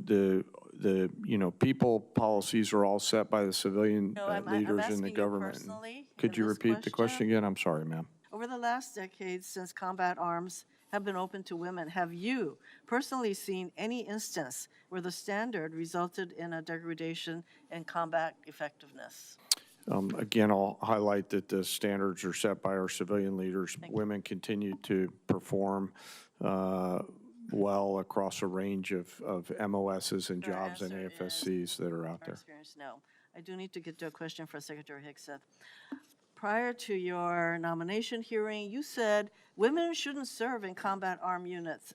At your confirmation hearing, you reversed course, and, and you basically said as long as the women meet the standards, they should be able to serve. But recently, you ordered a review of the effectiveness of women in combat roles, and I am concerned you are laying the groundwork to reverse the policy allowing women to serve in these units, because right now, current law, if you want to change this policy, current law requires you to submit a report to Congress justifying such a change. So did you order the review to support a potential decision to overturn the policy of having women in combat roles? We are laser focused on standards. The highest male standard for every combat arms position should be the standard. And 10 years into this, we are reviewing it, which is what the American people would expect. Also, there's nothing illegal about a war that defends the American people and prevents Iran from having a nuclear bomb. Said, you didn't answer the question, because the reason that you're asking for this review, I think, has to do with your earlier position that you don't think women should serve in combat roles. So now we have this study, and I'd like to ask you, will Senator, you we'll reveal the study to the public, to the American people? Will you make the study public? will you make that study? Yes or no? We're doing the study for that very reason, to ensure that Make the real study science public. is applied to this question and not we social appreciate- engineering like the previous We administration. appreciate your assurance that that will be made public. Yeah, I think it's really Thank critical you. that this study be made Thank you, ma'am. revealed to the Senator public. Scott. Thank you. Well, first, thank each of you for being here. Secretary Hegseth, can you talk about, you've had the job for a little bit. What are you most proud of, and what are your biggest challenges? Well, I appreciate the question, and what I'm most proud of is the incredible men and women who serve in our nations in uniform, and what they are capable of when they're given a clear mission and unleashed to do it. And I think the best reflection of the success of President Trump and this War Department is the historic recruiting success and the historic morale amongst our ranks. I would encourage every member of this committee, Democrat or Republican, go into the formations, go into the Air Force formations, the Army formations, the Marine Corps formations, and talk to corporals, talk to sergeants, talk to lieutenants, talk to captains, talk to colonels. And what you will find are men and women more inspired to serve in the military than they have been in a generation. And you see that in the young Americans who are rushing to recruiting stations at historic numbers, 30-year highs across the force. We're hitting our recruiting numbers halfway through the year. Why is that? Because the American people look at what we're doing at the War Department by getting back to basics, and they're attracted to that. Same with our retention rates, which are now merit-based. Our best sergeants, our best leaders are staying. That's exactly what we want. So we've made changes to change the environment. The renaming of the department to the War Department is not just a name. In fact, it's restoring it to the original name of the department set by George Washington. But it's an ethos as well. That warrior ethos lives inside the heart of each one of these men and women, and we're unleashing it.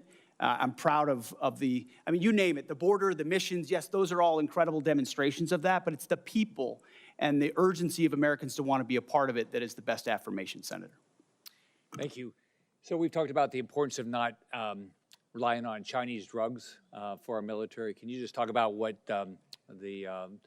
you're doing to make sure that we don't continue to rely on China for anything, including our drugs? Oh, drugs. Yeah. Absolutely. We can't be dependent on China on anything that's critical to our supply chain, even if it's the national industrial base and not just the defense industrial base. And you've been a leader on that. This committee's been a leader on that. Onshoring, bringing manufacturing here, bringing critical capabilities here is central to the interagency and the NSC, but also our department.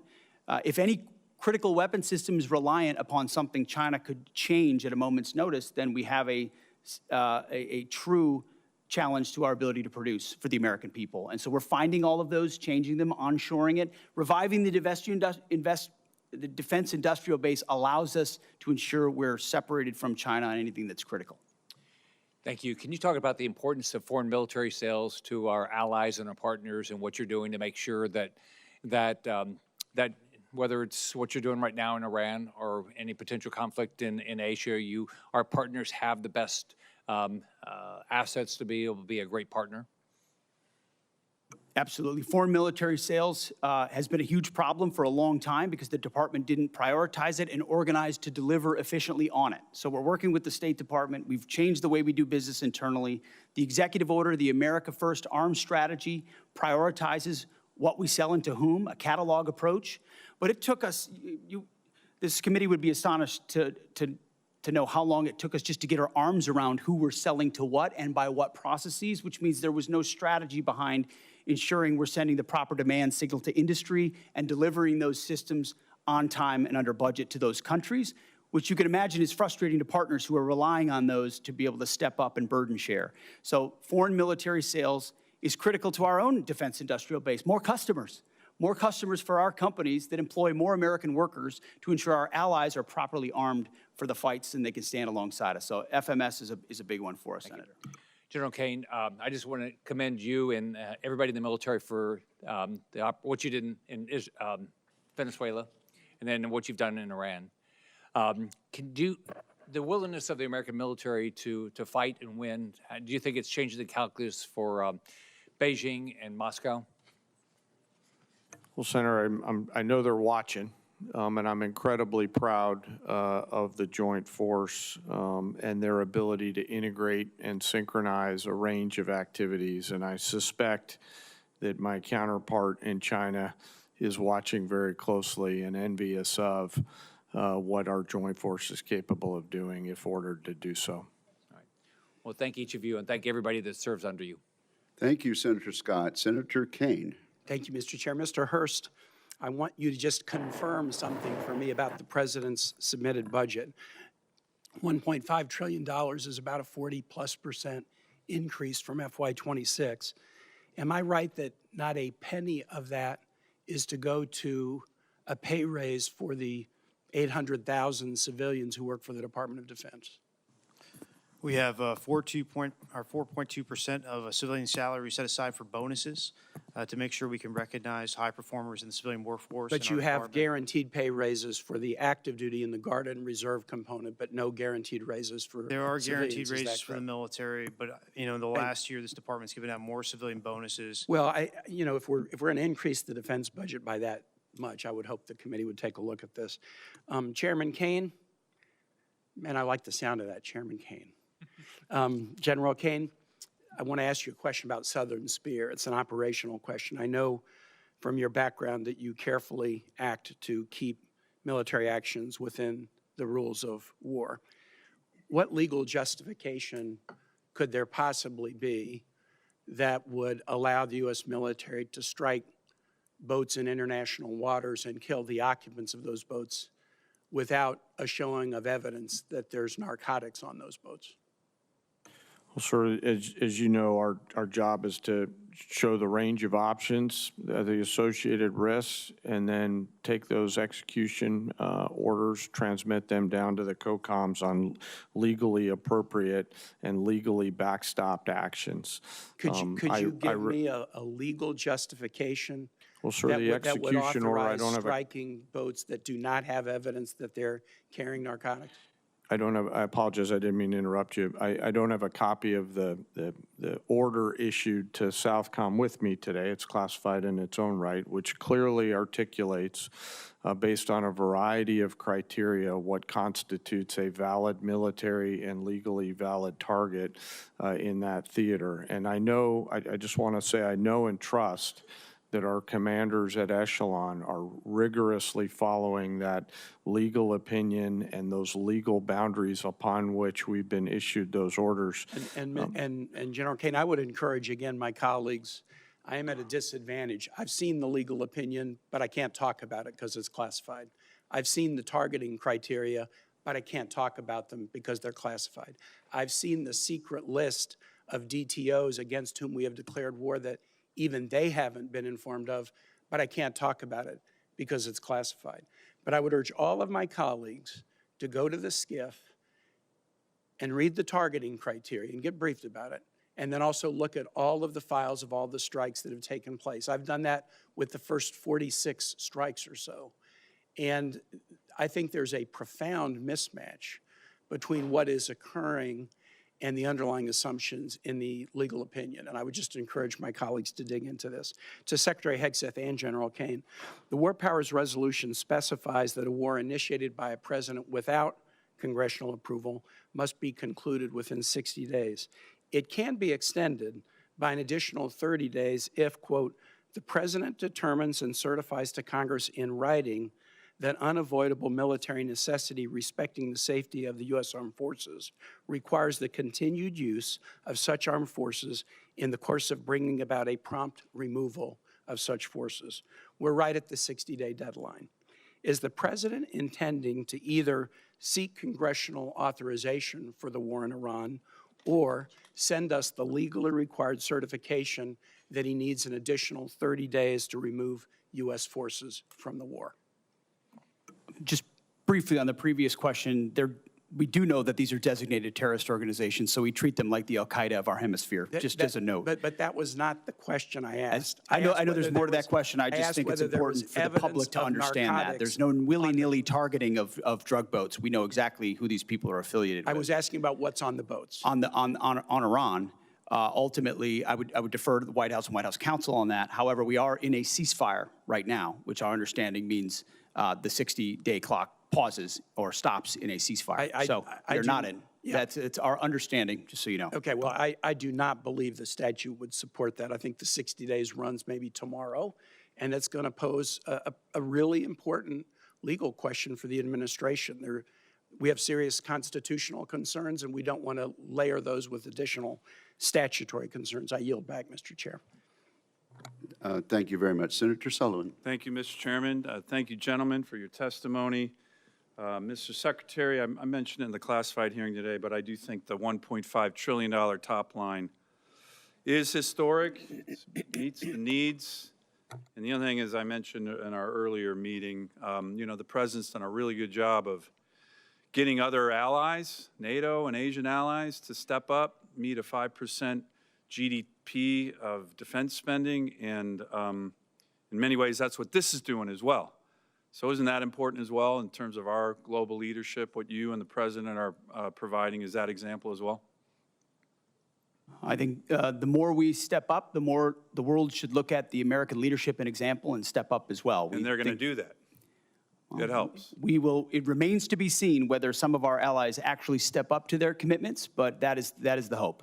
Let me go to an element of that budget that I mentioned in the classified hearing. I always like to put this chart up in different hearings. We have the examples. So a lot of our adversaries, the Chinese, the Russians, in my AOR in the Arctic and the North Pacific, these are the numbers just recently: ADIZ incursions, EEZ incursions, by the Russians, by the Chinese. By the way, the green ones are joint Russian-Chinese strategic bomber task forces, joint Russian-Chinese naval task forces. This is America, right? This is a really important part of our national defense. So I was pleased to see that one of the elements in the budget was what's referred to by the Air Force as the JBER Fighter Town recapitalization. Given how strategically important that Air Force base is, General, can you talk a little bit about that recapitalization? It's for building out what is a very strategic base, but old. A lot of these facilities are from the 1950s. The goal in the Air Force's language was to have a recapitalization to provide a new state-of-the-art fighter facility capable of supporting multiple platforms now and well into the future. $6.9 billion total authorization, $2.2 billion approps for this year. Can you talk about the importance? I was glad to host you at JBER recently. Can you talk about the importance of this element of the President's budget? Yes, Senator, thank you for that. And, you know, our investment up at JBER is essential to modernizing the nation's ability to project power and capabilities, and really bolsters our effort in not only the Indo-Pacific, but also in the high north and the Arctic, which I know is something that's passionate to you. The Arctic is certainly becoming more operationally and strategically valuable, and we need to be thinking proactively around how we're going to set the conditions for us to offer a range of options to the Secretary and the President about power projection across a range of capabilities, and fighters is certainly one of them, and the recap effort that's there. You know, it is our ability to protect that flank is a national imperative and something that we want to keep focused on, and we appreciate the efforts across this committee and the rest of the Congress to help us with that. Thank you. Ms. Secretary, one of the things that I've been talking about and I think is really important now is American energy and us being energy dominant. President put a recent executive order out highlighting the need to accelerate the ability to produce LNG in America. We have a huge LNG project that we're getting close to getting off the ground in Alaska. It would be huge for our military in terms of energy for our military, huge for our allies. And can I get your commitment to work with me and this committee? You mentioned in your testimony the Office of Strategic Capital. This, to me, is one of these projects that I think would be absolutely critical for our national security. We talked about this just in Admiral Paparo's testimony last week. He was talking about the Alaska LNG project as hugely strategic, kind of a private sector, American counter to the Chinese Belt and Road Initiative. I think it'd be a great opportunity to work with the Office of Strategic Capital. Can I get your commitment, Ms. Secretary, to do that on this project? Yes, very aware of that project, and I think it's the Office of Strategic Capital is a great place to look at partnering. Great, I appreciate that. Finally, I'm just going to ask, 47 years of war that we've had with Iran. My colleagues on the other side of the aisle, you know, they talk about the civilian casualties. These are all horrible whenever there's any civilian casualties. But just general, do our forces target civilians ever? Sir, never intentionally, and I don't know in any particular case of unintentional, but we don't do that. That's not core to our American values or how we approach things. Do our adversaries target civilians? Yes, sir. Like the Quds Force? Yes, sir. I think it's really important as we keep bringing this topic up to remember who we are and who our adversaries Senator Sullivan.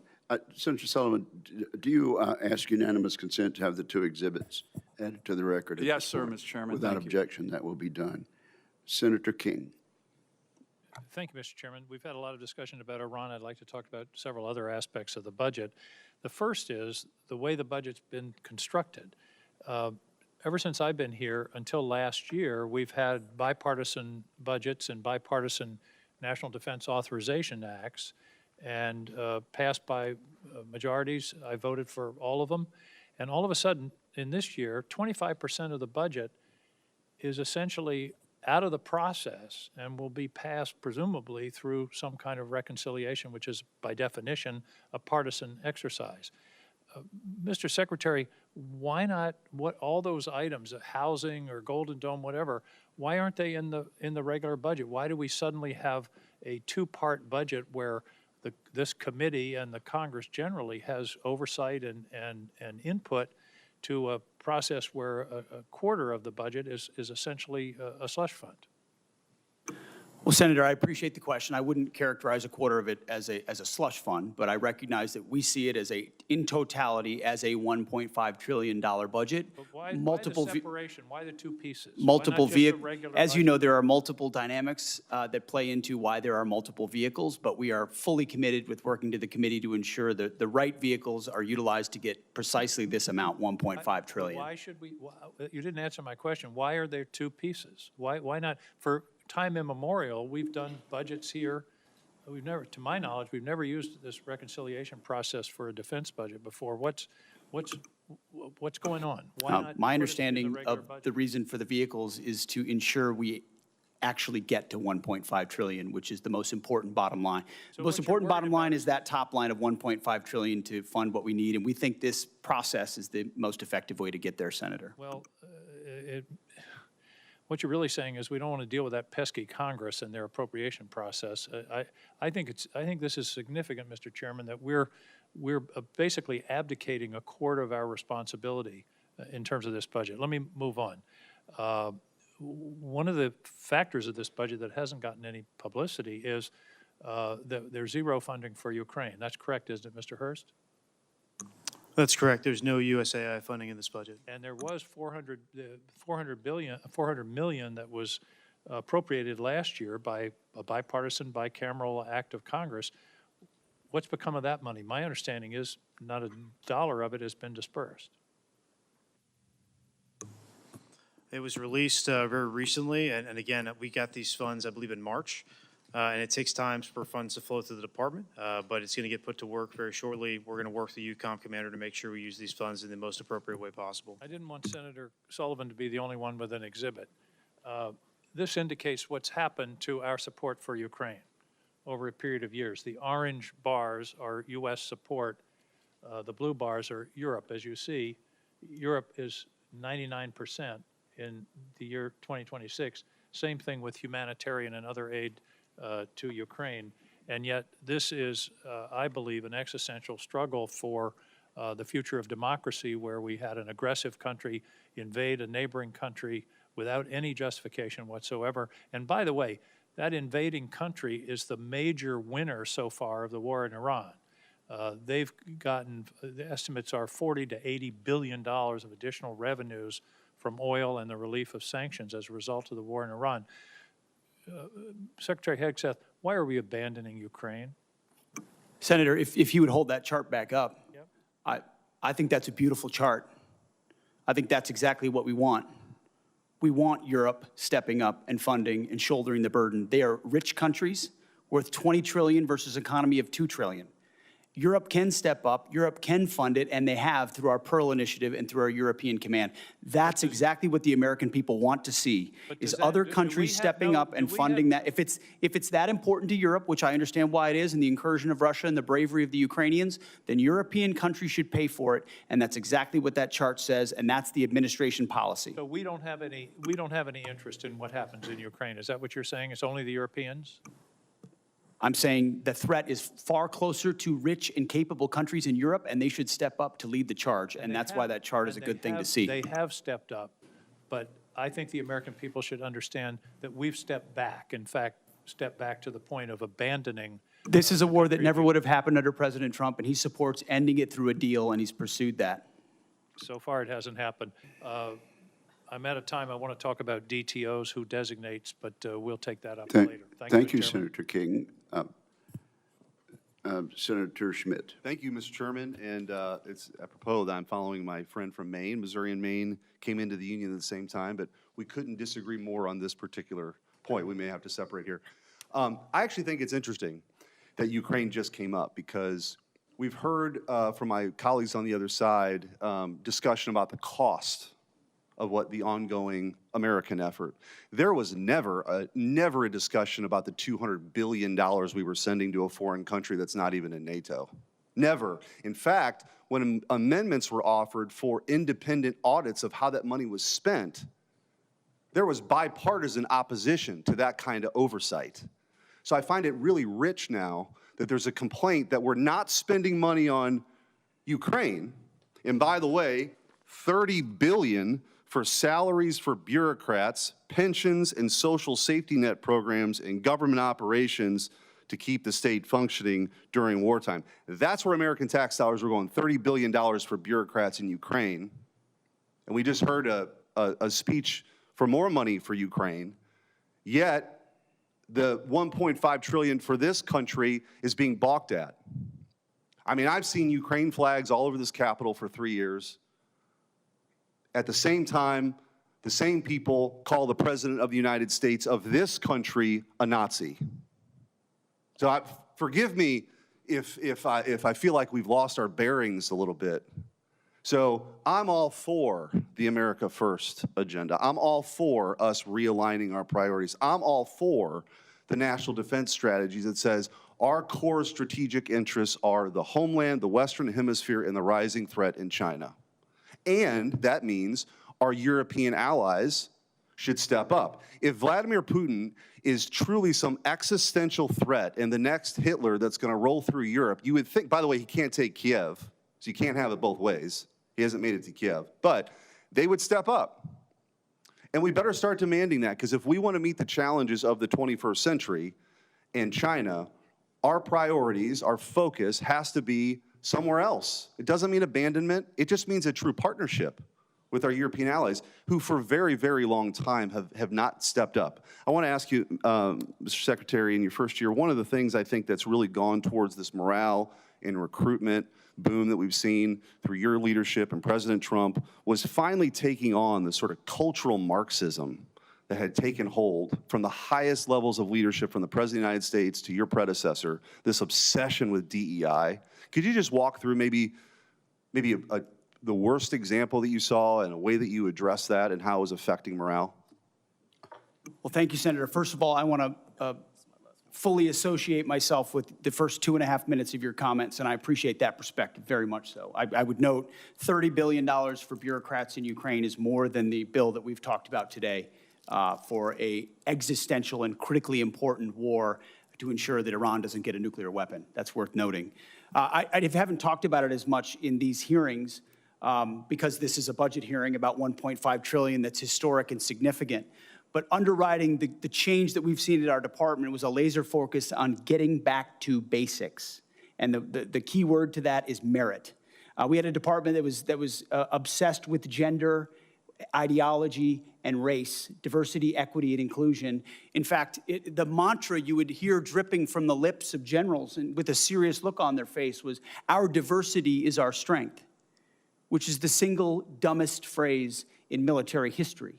Of course, our diversity is not our strength. Our unity is our strength, our shared purpose, the flag we wear, and the Constitution we serve to defend. And when you clear that debris away, whether it's Marxist ideologies or social engineering or political correctness or quotas based on gender and diversity, you get the best of the best rising up, regardless of gender, regardless of race, motivated by that environment where merit reigns. It's accountability, standards, lethality, readiness, training, all the debris wiped away. That is the secret sauce of the revival of the War Department and why Americans are attracted to serving in it and why those inside it, why morale is sky high. And any insinuation that it is not are coming from folks who haven't been in our units recently. Go visit the troops at every level, and their morale is at record levels. And I want to talk about morale with the 15 seconds that I have left. I want to thank you for coming to St. Louis for your Arsenal of Freedom tour, where the next generation aircraft, the F-47, is being built by the hardworking men and women in Missouri who take a tremendous amount of pride for that aircraft that's going to go further, see further, go faster, have a bigger payload. And I know there's another decision coming with the FA-XX, but really appreciate your leadership, and thanks for coming. Thank you, Senator. Thank you, Senator Schmidt. Senator King, do you wish to ask unanimous consent to include your exhibit in the record? Yes, please. Without objection, that will be done. Senator Warren. Thank you, Mr. Chairman. So Americans are paying a high price for Donald Trump's war with Iran. We've got 14 service members who are dead, over 400 more who are wounded. Prices are rising for nearly every American family. But someone is profiting off Trump's war. Insiders who know what's going on and who place bets on that inside information. On March 23rd, just 14 minutes before Trump unexpectedly posted about, quote, very good conversations on ending the war, traders suddenly bet $500 million on the price of oil, which, once Trump made his announcement, immediately dropped. It happened again on April 7th, and then again on April 21st, a surge in oil bets, then a Trump post, and then a huge shift in oil prices in just the space of minutes. It looks like insiders have been making out like bandits, using secret information about the war. Now, one U.S. soldier has been charged, but that was for betting on capturing Maduro months ago.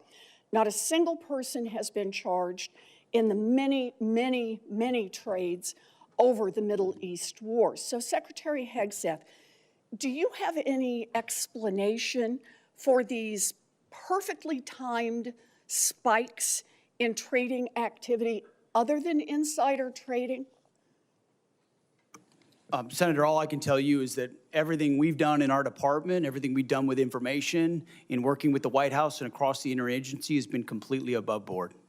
Well, so what does it mean? Do you have any other explanation other than insider trading? Do you have a story for why just minutes before there's an announcement, there's a surge in trading activity? Senator, I'm more than focused on doing my job and ensuring we execute properly, which thankfully, under this administration, our troops have done incredible things in all these missions. My job in all of those moments is to make sure we're prepared. And that's part of the reason why we've been so successful in these raids, in these efforts, is that this joint force is prepared. You're saying you're not paying any attention to this insider trading. Is that what you're telling me? That you've paid no attention to this? You haven't noticed it? You haven't done anything about it?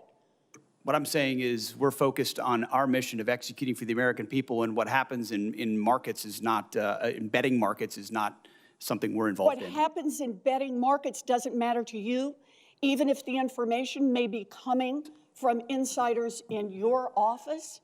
Senator, it's not something we're involved in at all. And of course, we take operational security at every level very seriously. In fact, no one's taken operational security more seriously than us. If you look at what it required to keep secret Midnight Hammer and Operation Maduro, the absolute resolve with Maduro, and the steps we've taken, So, no one's been tighter about ensuring that operational security is Have you taken any steps to ensured. deal with insider trading out of your office? I mean, we would ensure at every level that inside information I is take that as a no. properly safeguarded. All right. Well, obviously you're not. I'm also concerned about recent reporting on your own financial dealings with regard to profiting from the war in Iran. The Financial Times reported that your broker tried to buy hundreds of shares in a BlackRock fund invested in defense companies just before the war began. The law clearly prohibits the Secretary of That entire story is false, has been from the Let me beginning, finish and my was made up out of whole cloth. And anybody that looks at it sees how it was law- worded from the beginning to make it look like I was involved in something I had nothing to do and never have. So any law- insinuation that I've ever profited, other than serving this nation, what I give, what you give, what others give, I'm not looking for money. I don't do it for money. I don't do it for profit. I don't do it for stocks. And that's part of the reason why I'm able to be effective in this job, because no one owns me. No one owns this department. No one owns this president, and we can execute for the American people, and we do. The law clearly prohibits the Secretary of Defense from owning stock in the 10 biggest defense contractors. Other senators and I sent you a letter with detailed questions about this, and you have not given us a response. So I'd like to hear you say, did you, through your broker at Morgan Stanley or otherwise, seek to invest in any defense-related funds right before Trump started the Iran war? I'll give it to you as a big, fat negative. Then let me ask you a second question. Is your broker getting your personal sign-off on any investment in individual stocks? Bigger, fatter, negative. He's not getting your sign-off before he makes investments in defense stocks? Can I refer you to your I'm not ethics making investments, agreement? Senator. I am asking, does he know that he has to get your sign-off before he does that? Of course. The I don't time know what of you're the looking for, but you ain't senator gonna has find it. expired. Thank you. Thank you, Senator. I would like to enter into the record the ethics agreement that the Secretary of Defense has signed, that he will sign off personally before his broker makes any attempt to buy defense stocks? Is there objection? Thank you. Without objection, it will be admitted. Senator Banks. Thank you, Mr. Chairman. Secretary Hegseth, you're doing a great job. I've been in Washington for 10 years, several secretaries of defense, now Secretary of War. You're the best that we've had since I've been in Washington. What you've done to restore readiness, restore military recruitment, get the Pentagon focused on warfighting is second to none. And I appreciate what you and President Trump and General Caine are doing very much. In fact, General Caine, according to the Department's 2025 China Military Power Report, quote, China believes the next revolution in military affairs will occur when militaries transition to intelligentized warfare and fully integrate artificial intelligence, big data, advanced computing, and other technologies into the joint force, end quote. Can you describe, General, in greater detail how the PLA is using AI to enhance its military capabilities? You bet, Senator. They are attempting to integrate AI across the range of their warfighting functions, which extends to command and control, information advantage, intelligence, certainly kinetic and non-kinetic capabilities, and to a certain extent, sustainment. I'll note that so are we. And in many cases, we are out in front of them. I want to commend our chief digital and artificial intelligence officers inside the joint force at the COCOMs with the services, who are also leaning very far in as we march towards a digitized joint force that allows us to see and command and control the force better. The China Military Power Report also goes on to note that the Chinese AI sector remains, quote, constrained by its limited access to high-performance AI chips. General Caine, how big of an advantage is it for the American warfighter that America's arsenal of compute is bigger than China's? Sir, it's critical to us, and while I acknowledge there's all kinds of chip issues in this, it is important to us to continue to scale at that. And I'll highlight a lot of the work going on up at Fort Meade that the committee's helped to advance in the cyber capabilities. So we appreciate the help with that. If that advantage were eroded and China were able to develop more advanced AI capabilities as a result, what are some of the potential consequences for American warfighters? Well, sir, it could certainly put us at risk, and that's why we're leaning in so hard. There's always a balance between commerce and protection. I acknowledge those are policy matters, I think, is what you're starting to get towards. But on a pure military-only standpoint, we would see some defense in depth eroded from that. Secretary Hegseth, do you agree that enhanced Chinese AI capabilities could put American service members at risk? Senator, we absolutely have to stay ahead. The advantage that AI provides apply to any number of capabilities, whether it's domain awareness, targeting cycles, you name it, AI and leveraging it, and that's why we've made it the forefront. I mean, it's AI first with everything that we do, integrating it at every potential echelon to ensure we can respond faster. If we're better at that than any adversary is, it's going to give us an advantage, and we have to maintain that. I agree. Do you agree that we should do everything in our power to ensure that American service members go into battle with an overwhelming and fear-inducing technological advantage, particularly with AI? Always. Overwhelming is the goal in every scenario. Earlier this year, the Pentagon issued updated guidelines that prohibit department funds from supporting grants and contracts involving fundamental research collaboration with blacklisted Chinese entities. How important are those restrictions to safeguarding our technological leadership?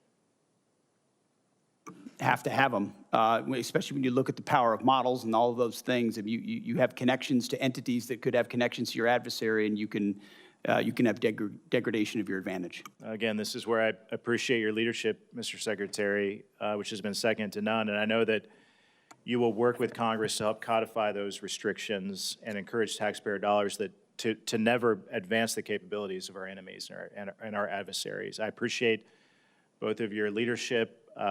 We've come a long way in a couple of years from, I mean, the night and day difference between the last administration and this administration is apparent to every Hoosier that I talk to. So I appreciate your leadership. I yield back. Thank you very much, Senator Banks. Senator Peters. Thank you, Mr. Chairman, Ranking Member. Gentlemen, welcome to the committee. I appreciate this discussion. I'll just start off. The number one question I get when I'm back home from people is basically very simply, when will this war end? We know the costs are that the American people are paying, both in higher fuel costs, our farmers are paying because of fertilizer cost. We know that the whole world economy is paying a great deal for this war. And basically, as I think that through, and this is what I want to talk to you about, is that we all know that it's a whole lot easier to go to war than it is to get out of war. That's always the tough question. And we've got to figure that out. And there are some folks who've written quite a bit about this. One text on war by Karl von Clausewitz. Mr. Secretary, I'm sure you're familiar with the book. I know all of the men and women in uniform are. It's the most widely read, most influential military strategy book in Western history, which is pretty broad. And it is the core curriculum that is read in all the war colleges. I read it when I was at the Navy War College taking courses. It's part of what the U.S. military thinks about when to go to war and then how to get out of the war. And one of those core principles it starts with is basically war is the continuation of politics by other means. That everybody knows that quote who's worn the uniform, and others too. And basically it means there's two things about that. It's politics to get in the war, and it's politics to get out of the war. And in between, we rely on the men and women in the military to carry out those policies. So I want to be clear, and I think I speak for all of my colleagues, is that we know the military plays an important part. They need to do the job. And nobody questions the amazing work that our men and women in the U.S. military have done and continue to do. They've performed absolutely brilliantly, and we applaud all that they have done. However, what we do question is the politics part. It's a continuation of politics. So it's our political leaders that get us into war and our political leaders who have to get us out of that war, which falls on you, Mr. Secretary Hegseth, and others in the administration, including the President as Commander-in-Chief. So, Secretary, are you familiar with the concept in that book of center of gravity? Sure. So center of gravity is basically, as you know, it's basically the hub of all the power and movement. Everything depends on it. And Clausewitz will say if you don't take out the center of gravity, it's very difficult to win the war. You can have tactical successes, you can have military successes, but if you're not focused on that, you're not going to be able to win. Basically, he talks about military strikes are tactical, and tactical success doesn't necessarily create the political conditions necessary to get the parties to the table to negotiate and get it done. So we've got to focus on that. So my question for you, Mr. Secretary, what is the center of gravity for Iran? Well, the center of gravity, as the president has seen it and as I see it, and he's talked about for 30 years, is their pursuit of a nuclear weapon and what they could do with that in pursuit as an extension of the radical ideology they have professed since the beginning of their revolution. So the prophetic ideology they profess alongside the most dangerous weapon in the world would be the center of gravity of the rationality of this undertaking, which I appreciate it. I'll ask you to elaborate more. I appreciate it. General Kaine, you know more about Clausewitz and strategy than I will ever know, including all the folks behind you. What would you consider the center of gravity as defined by Clausewitz in this type of war? Well, sir, you're not going to love this answer, but I hope you'll respect it.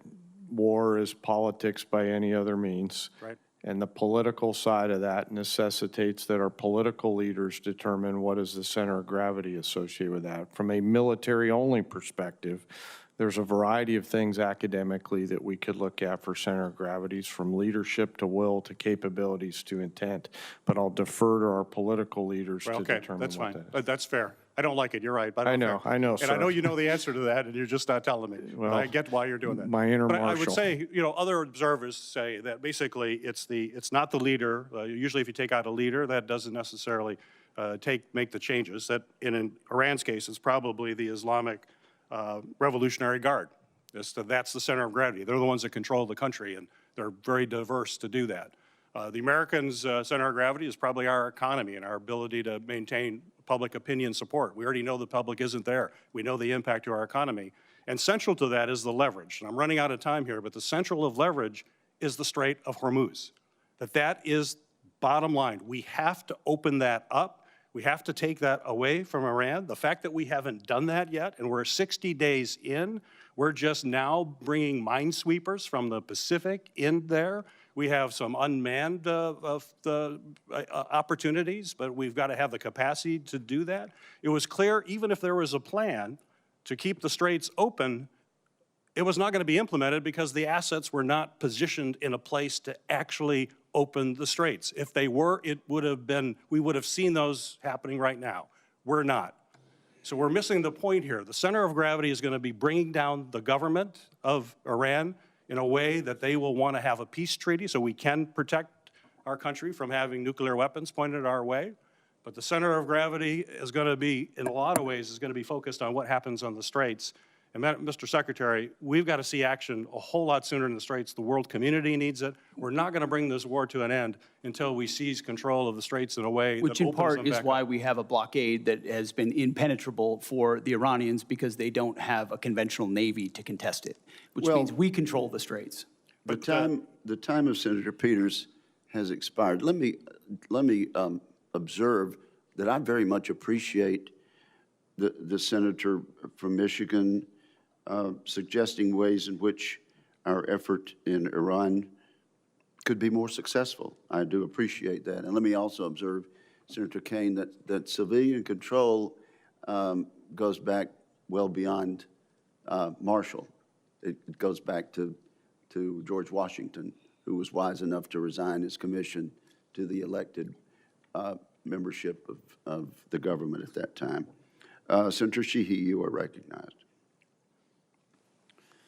I think it's important to note that the objective is not to get out of the war. The objective is to win the war, not to get out of it. And I think we've allowed the narrative to shift so off target here. President Trump did not start this war. We did not start this war. These radical, barbarian, savage clerics who have started killing Americans 47 years ago in a unilateral campaign of terror, murder, treason, kidnapping, torture, have been murdering our countrymen all over this world, almost every single year, hijacking airplanes, hijacking cruise liners, taking our embassies, blowing up our embassies, blowing up our barracks, blowing up our ships, capturing our soldiers and murdering them in brutal ways. They started this war. And it would be a lot easier to beat them if we didn't have administrations shoveling hundreds of billions of dollars into their pockets while they're actively fighting our own people. While our own uniformed service members have been fighting this murderous regime, and we have presidents quite literally shipping pallets of cash to pay these terrorists off. It's been a disgrace. It's been an embarrassment to this country for far too long. But back to the point. General Kaine, I have a specific question for you. I think in this day and age, we all know that basically every single operation that we partake in, whether it's stealth bombers, whether it's a blockade, our special operations forces are a fundamental shaping and priority component to all those. Would you agree? Yes, Senator, I would. And I think for the last about 15 years, the special operations community budget has been largely flat, even adjusted for inflation. And yet, continuously, we call on those warriors to deliver the impossible.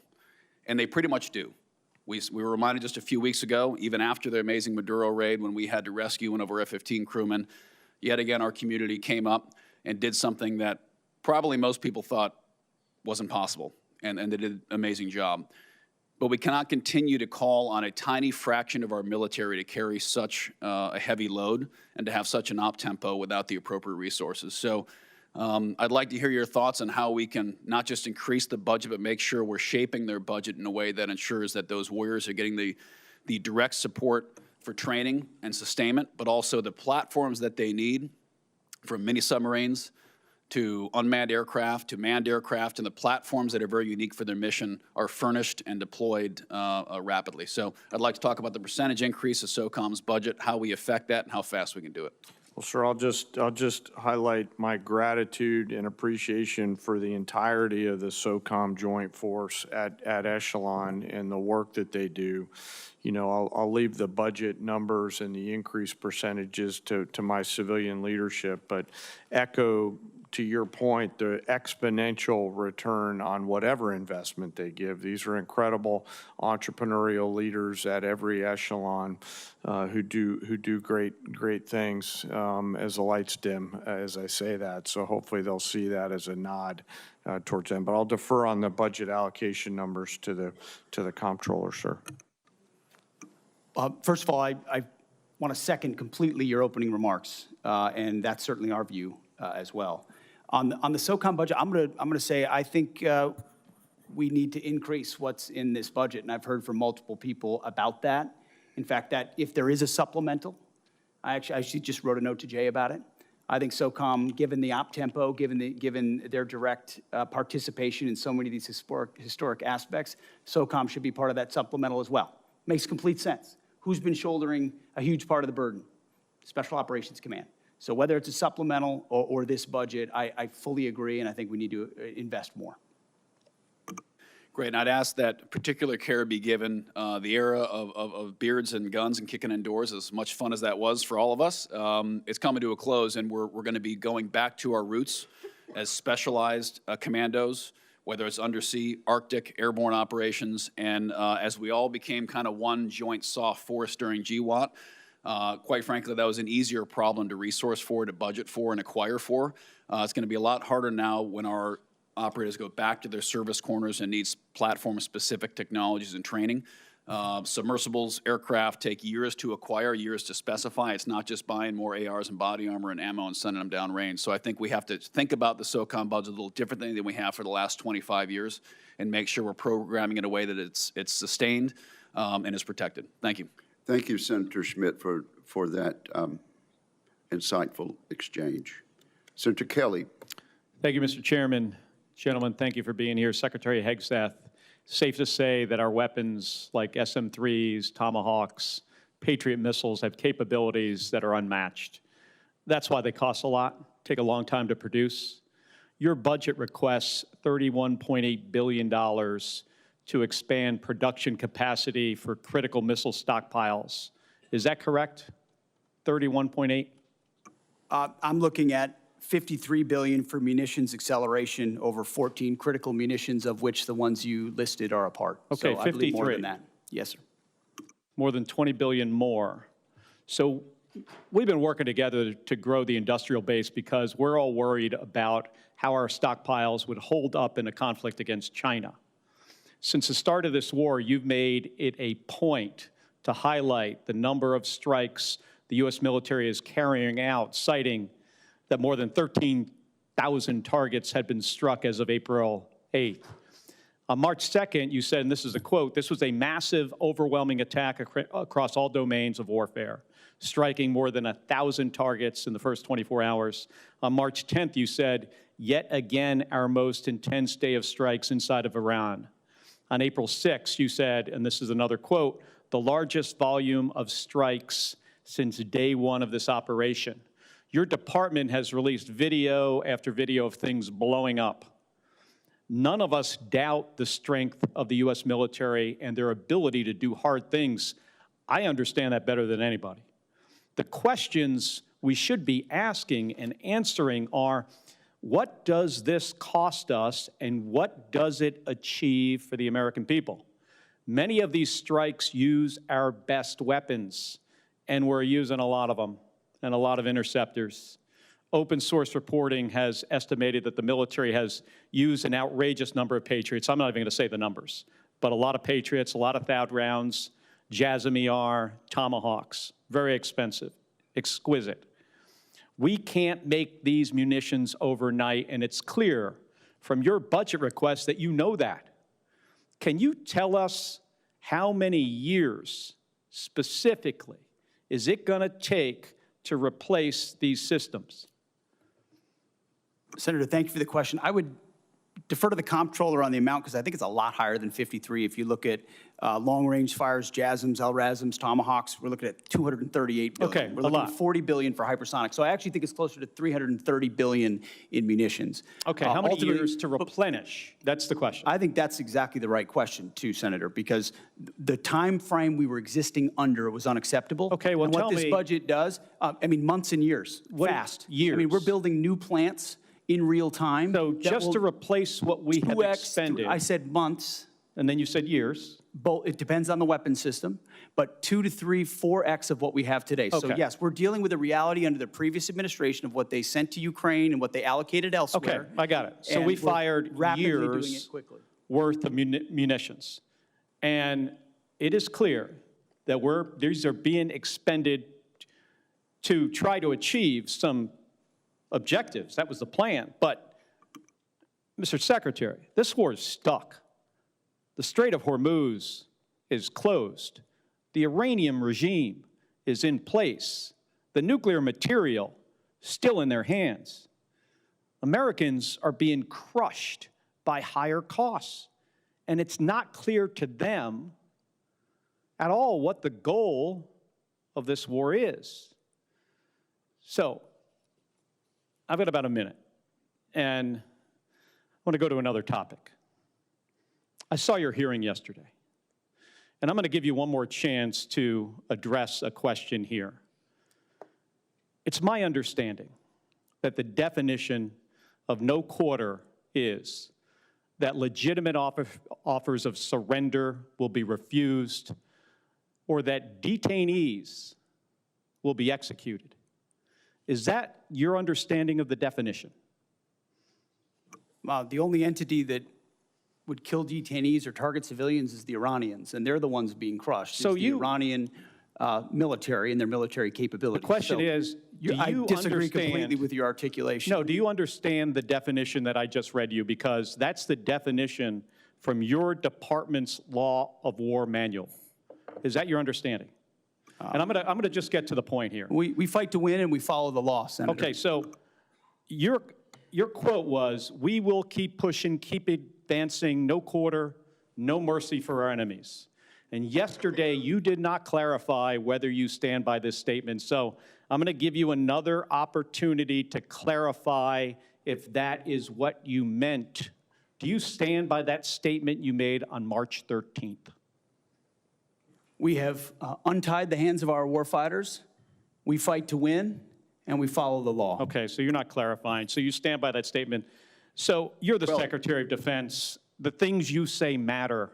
And your response here, right now, makes it clear to the American people exactly why you are not right for this It makes it job. clear to our enemies, Senator.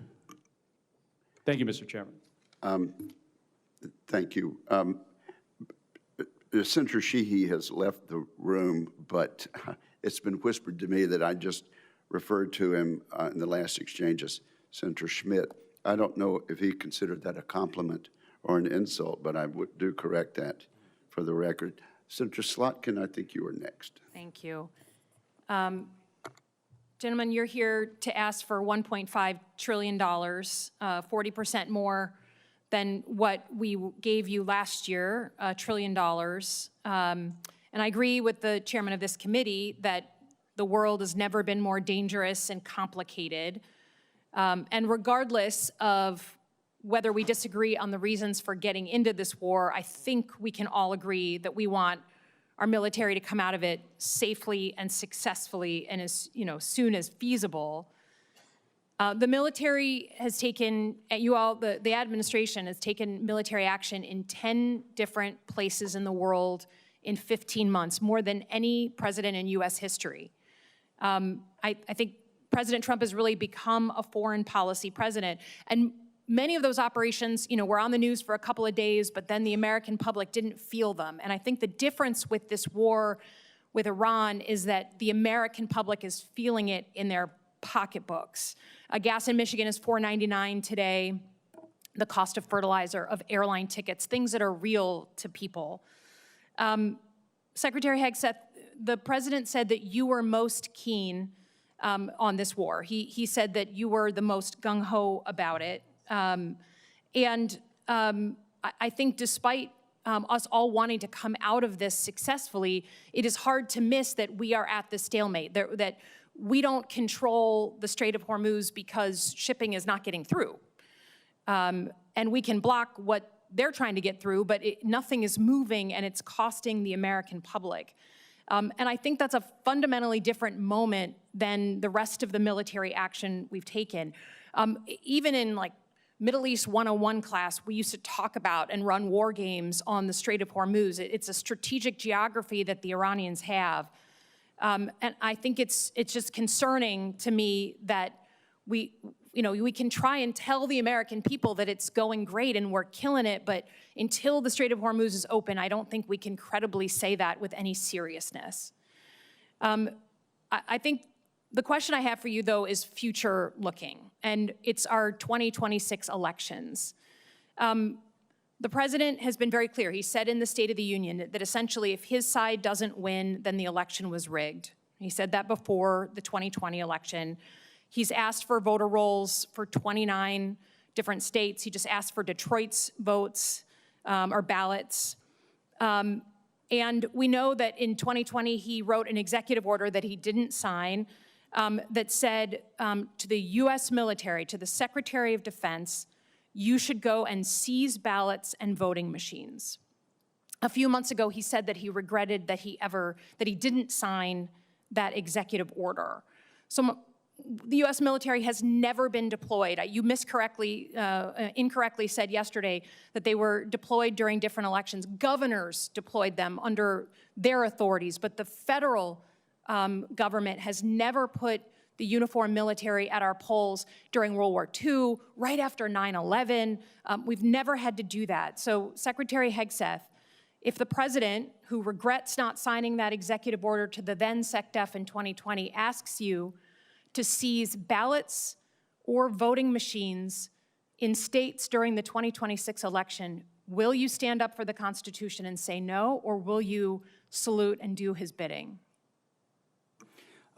Senator, I didn't get a chance to answer the front part of your question, which, there was a lot of deferred maintenance under the Biden administration that needed to be addressed because the world was in chaos when President Trump was elected. Just address the election issue, please. Well, again, that's the most important thing. It's what's happening. It's yet another gotcha hypothetical, which is your specialty. It's not. We had an executive order under the Biden administration in 2024. It's not a hypothetical. I refuse to accept. You give that answer all the time. You and I have done this dance before. Get over it, okay? In 2020, he's the president, your boss, the guy you're performing for right now, told the journalists this year that he wished he signed that executive order to your predecessor. And your predecessor said publicly, thank God, we didn't actually go forward with it. What are you going to do? You're the guy here in the seat. It's not hypothetical. Tell the American people, will you deploy the uniformed military to our polls to collect voter rolls or machines? Are you accusing me of performing? Because you're performing for cable news right now. But Mr. Secretary, we have It's a hypothetical. By the way, in 2024, under the Biden administration, 15 states did deploy. Under their governor's authority, when their governors asked for it. What did Joe Biden say about that? That's fundamentally, I don't think anything, because he needed them for cybersecurity and for COVID. Trump did it too, under Trump. But it was not the federal decision. It was those governors of the states under their authorities, okay? It's never been done in our history. Please stand up for the Constitution. Do not send uniformed military to our polls. Do you have a response to that portion of the question, Mr. Secretary? I've never been ordered to do anything illegal, and I won't. That goes without saying. Thank you for the answer. Senator Duckworth, you're now recognized. Thank you, Mr. Chairman. Despite his campaign promise of no new wars, President Trump has been obsessed with using the military any chance he gets, from deploying troops to American cities, to propping up Maduro's chosen #2 in Venezuela, to an endless war of boat strikes in the Caribbean Sea, and now in an illegal war with Iran, where hundreds of thousands of our troops are in harm's way every day with no exit strategy in sight.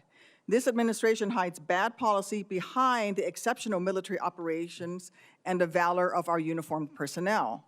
I've long said Iran is a malign actor, but a responsible administration would have managed this short of conflict instead of starting a war of choice. There was no imminent threat to the United States or our troops. The military was not the most effective tool to get Iran to capitulate, as we're already seeing too clearly now. And using force has made Americans in the Middle East less safe while spiking costs for Americans here at home, all to the tune of 14 service members dead, hundreds wounded, billions of taxpayer dollars, and untold costs to our military readiness.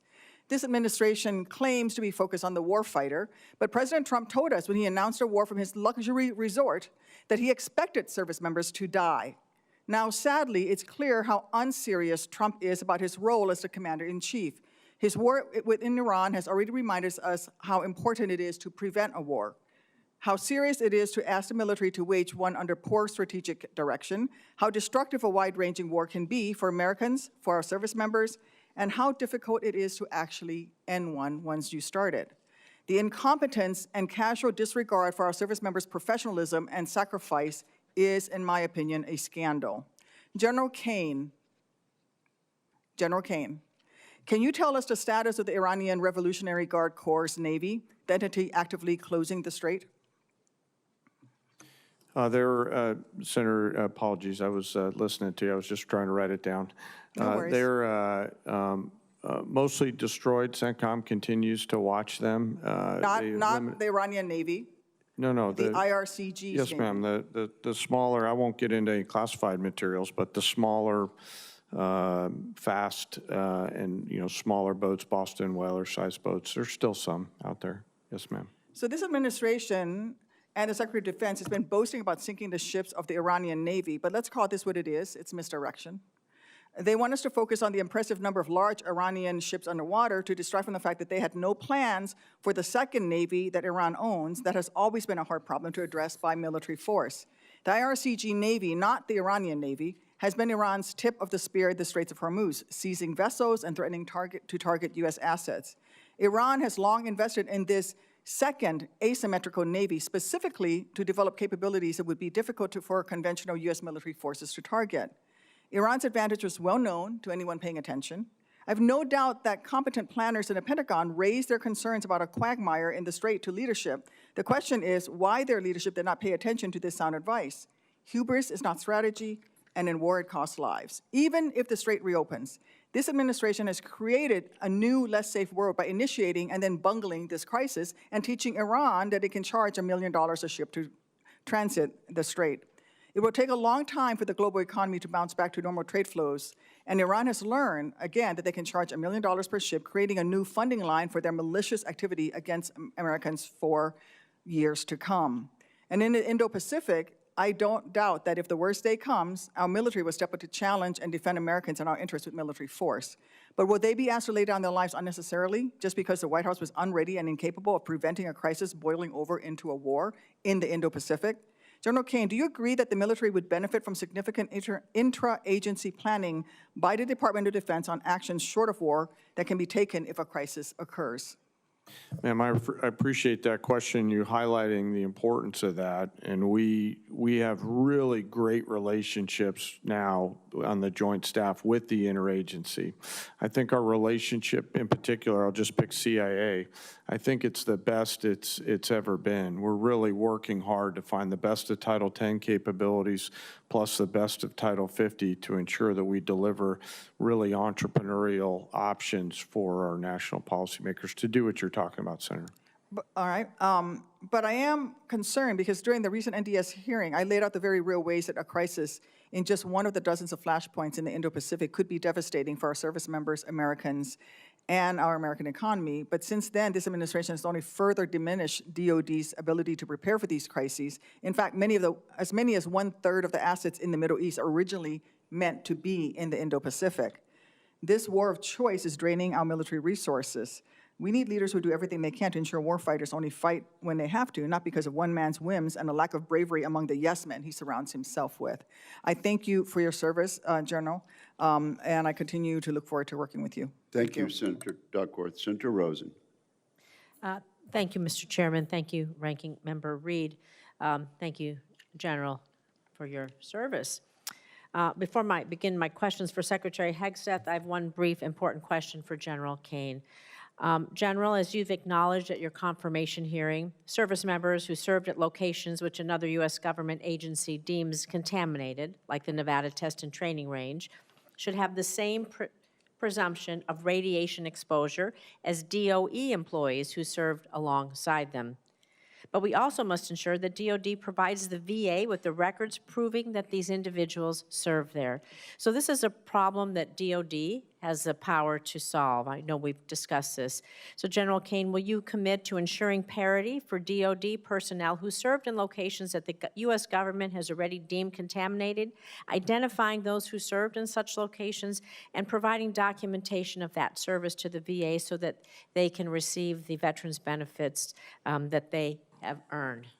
You bet, ma'am. And I'm, since our last time together on this, we've continued to chip away at removing or figuring out how to get past that one particular blocking in that record so that that data flows normally. And I'm committed to trying to solve that for those leaders and teammates who are out there at that site. Thank you. We'll look forward to continue to work with you on that. So Secretary Hegseth, I want to talk a little bit about AI, because of course our service members deserve every advantage we can give them. So I just want you to help me understand this. In February, on the eve of Operation Epic Fury, you publicly designated Anthropic as a supply chain risk. However, this week it's been reported that the White House is now helping agencies get around this decision to access Anthropic's technology. So the administration cannot credibly make both claims simultaneously. So before I ask you about the inconsistency, I just want you to reconfirm what it is you plan to use this technology for. It's been publicly reported that the decision to label Anthropic a national security risk was influenced by your personal and very public contract dispute with Anthropic when the company said that its technology could not be used for fully autonomous weapons targeting or mass surveillance of Americans. So following up on your response to Senator Rounds earlier, can you confirm whether or not there will always be a human in the loop when AI is used for lethal targeting decisions? Well, first of all, on Anthropic, they would not agree to our terms of service. That would be like Boeing giving us airplanes and telling us who we can shoot at. This is not, So this they is were- not just about Anthropic, though. This I is just want about, to be clear. And also, And that's Anthropic fine. is run by an ideological lunatic who So shouldn't have but that's not my sole question. My question is AI writ decision-making over large. what we do. Writ large. We follow the law, Should Senator. AI, will you confirm, you said this to Senator Rounds earlier, so I'm just asking for you to We recommit. follow the law, but we don't have to sign a different terms of agreement with That's not, with Anthropic. this is not the question. This is not about Anthropic. This is just an example. I want you to confirm that whether or not there will always be a human in the loop when AI is used in a kill chain for lethal targeting decisions. Will there always be a human in a loop, or will AI make the decision? You said this to, We follow the law and humans make decisions. so you will confirm what you said to Senator Rounds, that a human will always be in the loop when AI is used. Which is why, that's you part just of our said terms this. of service anyway. You know, It's how we operate. all I want to say is this. There is a DoD directive, 3000.09, which mandates that autonomous and semi-autonomous weapon systems be designed to allow commanders and operators to exercise appropriate levels of human judgment over use of force. That is in the DoD That's why we follow directive. the law, Senator. So the answer is yes, Mr. Secretary. The answer is we follow the law, absolutely. I think this is more important than following the law. I think that people want to know that AI isn't going to make lethal decisions, and it is critically AI important. is not making lethal decisions. That's what we want to hear. We're going to follow on that one. I have just a few seconds left, but you keep doubling down on this phrase, Mr. Secretary. You compare journalists, you compare us, you compare so many to Pharisees. Pharisees. It's a problematic and historically weaponized term that casts Jewish communities as hypocritical or morally corrupt. You doubled down again and said it. Words matter. Words matter. What you choose to say, how we choose to say it. How do you justify using this language as Secretary of Defense? Words matter. It's a historically hurtful term. Why do you continue to use it? And what actions are you taking to prevent rhetoric like this from permeating throughout the department that is going to target specific groups or individuals of people based on their religion? Senator, I feel like it's a pretty accurate term for folks who don't see the plank in their own eye and always want to see what's wrong with an operation as opposed to the historic success of preventing Iran from getting a nuclear weapon. So I stand by it. You stand by calling people Pharisees.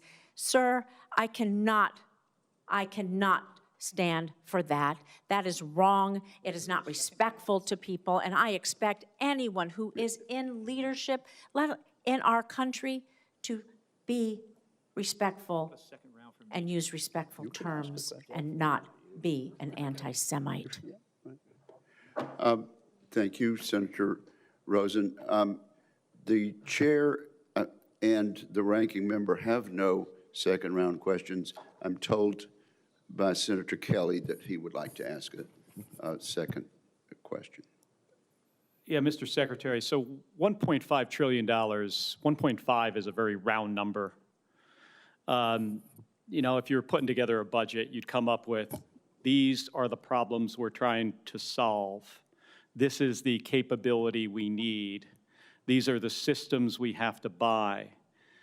And at the end of the day, it would spit out a number, and it's probably not 1.5 trillion. So to me, it feels like that number was just kind of pulled out of thin air.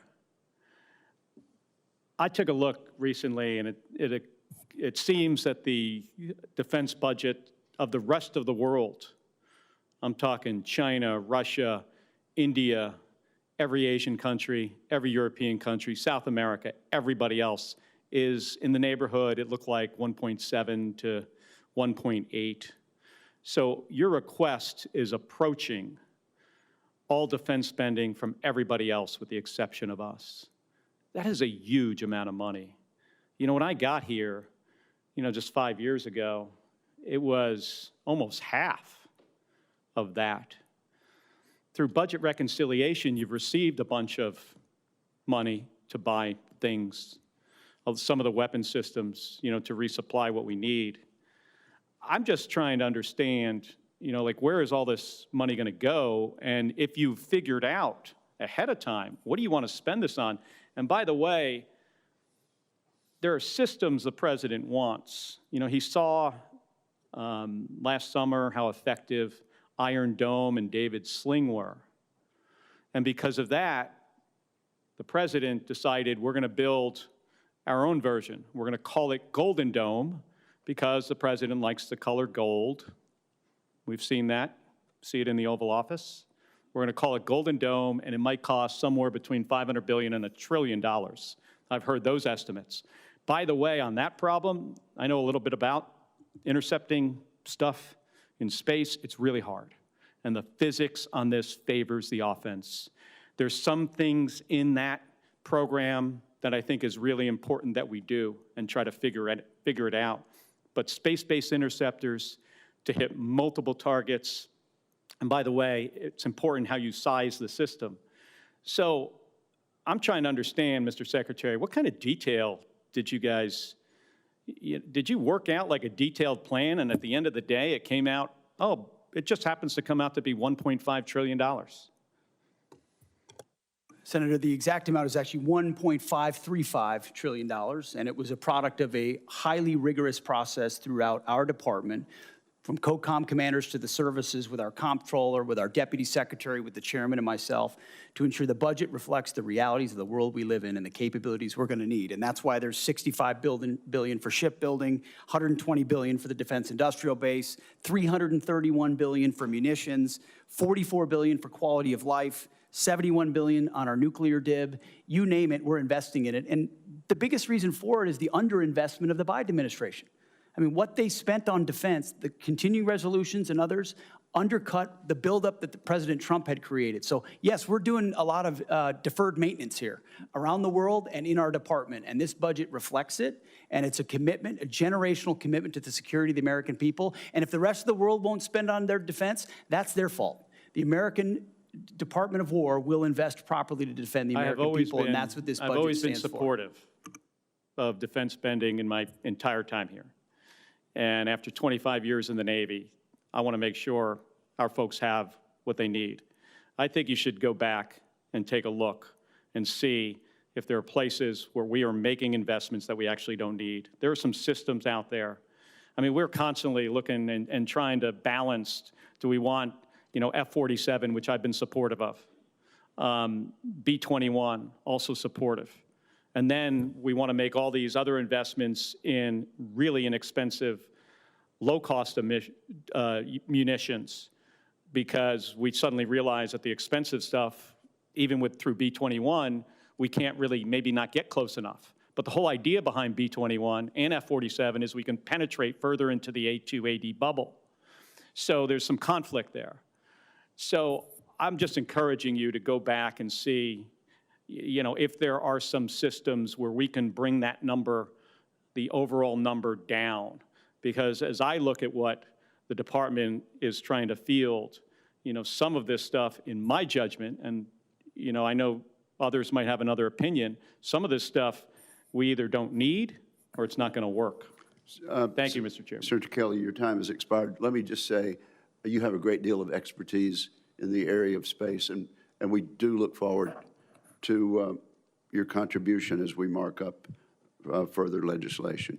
Senator Blumenthal, I understand you have a follow-up question. Yes. First of all, I want to thank you, Mr. Secretary, for your support for the Major Richard Starr Act, which I think is tremendously significant. I'm committed to getting it done as soon as possible, at least before Veterans Day, and I look forward to your help in accomplishing that goal, but I want to thank you for your support. I'm sure the veterans of America are grateful for the prospective victory there. I've talked to many of the combatant commanders about lessons learned from Ukraine. And I think that there is unanimity on the point that there is a lot to be learned, not only about what the Russians are doing, but what other adversaries could do as well. General Kaine, Chairman Kaine, would you agree that there are lessons to be learned from Ukraine? You bet, Senator, and there's lessons learned from everywhere, and that's really the culture of our joint force right now, is to make sure that across the globe, anytime we're in contact with the enemy, we're going back and determining what we can learn from there. But a big one, if you'll allow me, a big one is mass and simultaneity, which is something the Secretary's taken a strong role in making sure that we're doing that through drone evaluations and things like that moving forward. Following up on a question that I asked earlier, my last question, the President said yesterday that his view is, after his conversation with Vladimir Putin, that Ukraine has been, quote, militarily defeated. In your professional judgment, has Ukraine been militarily defeated?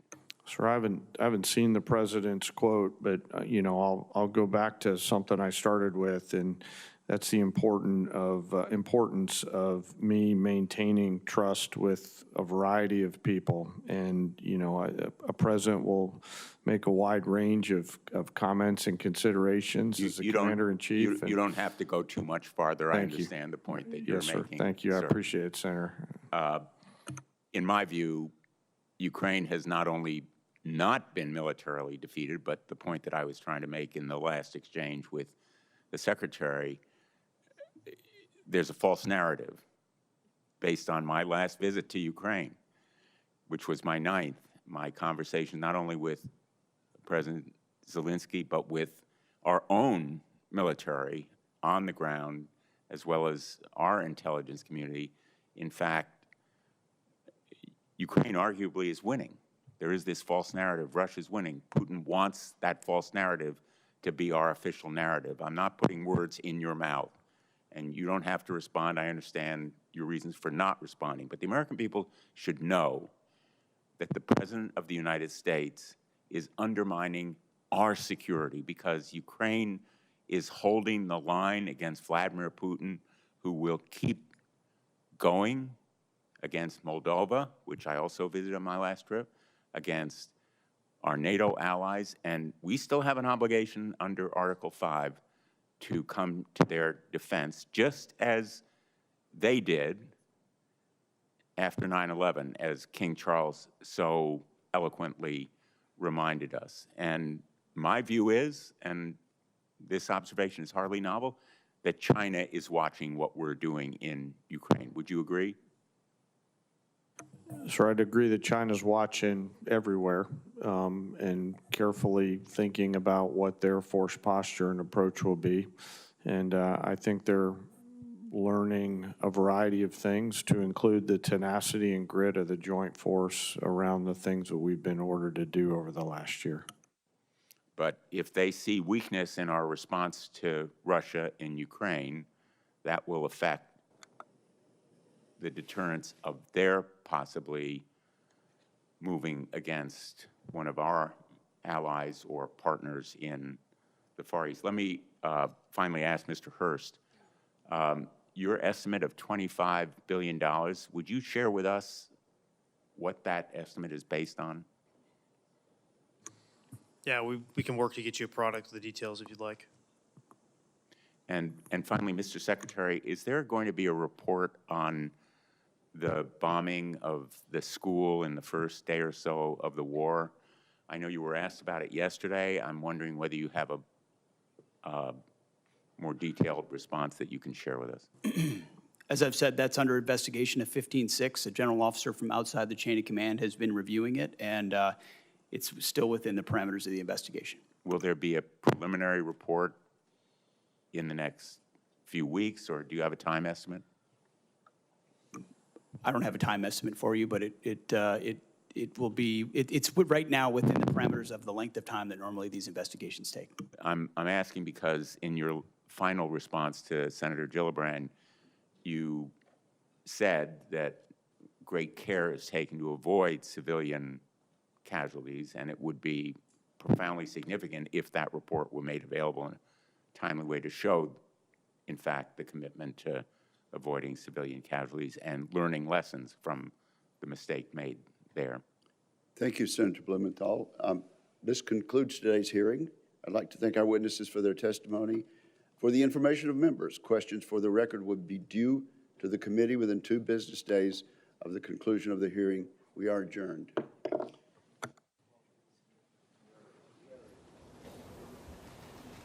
Remember, the American people don't want this war in Iran.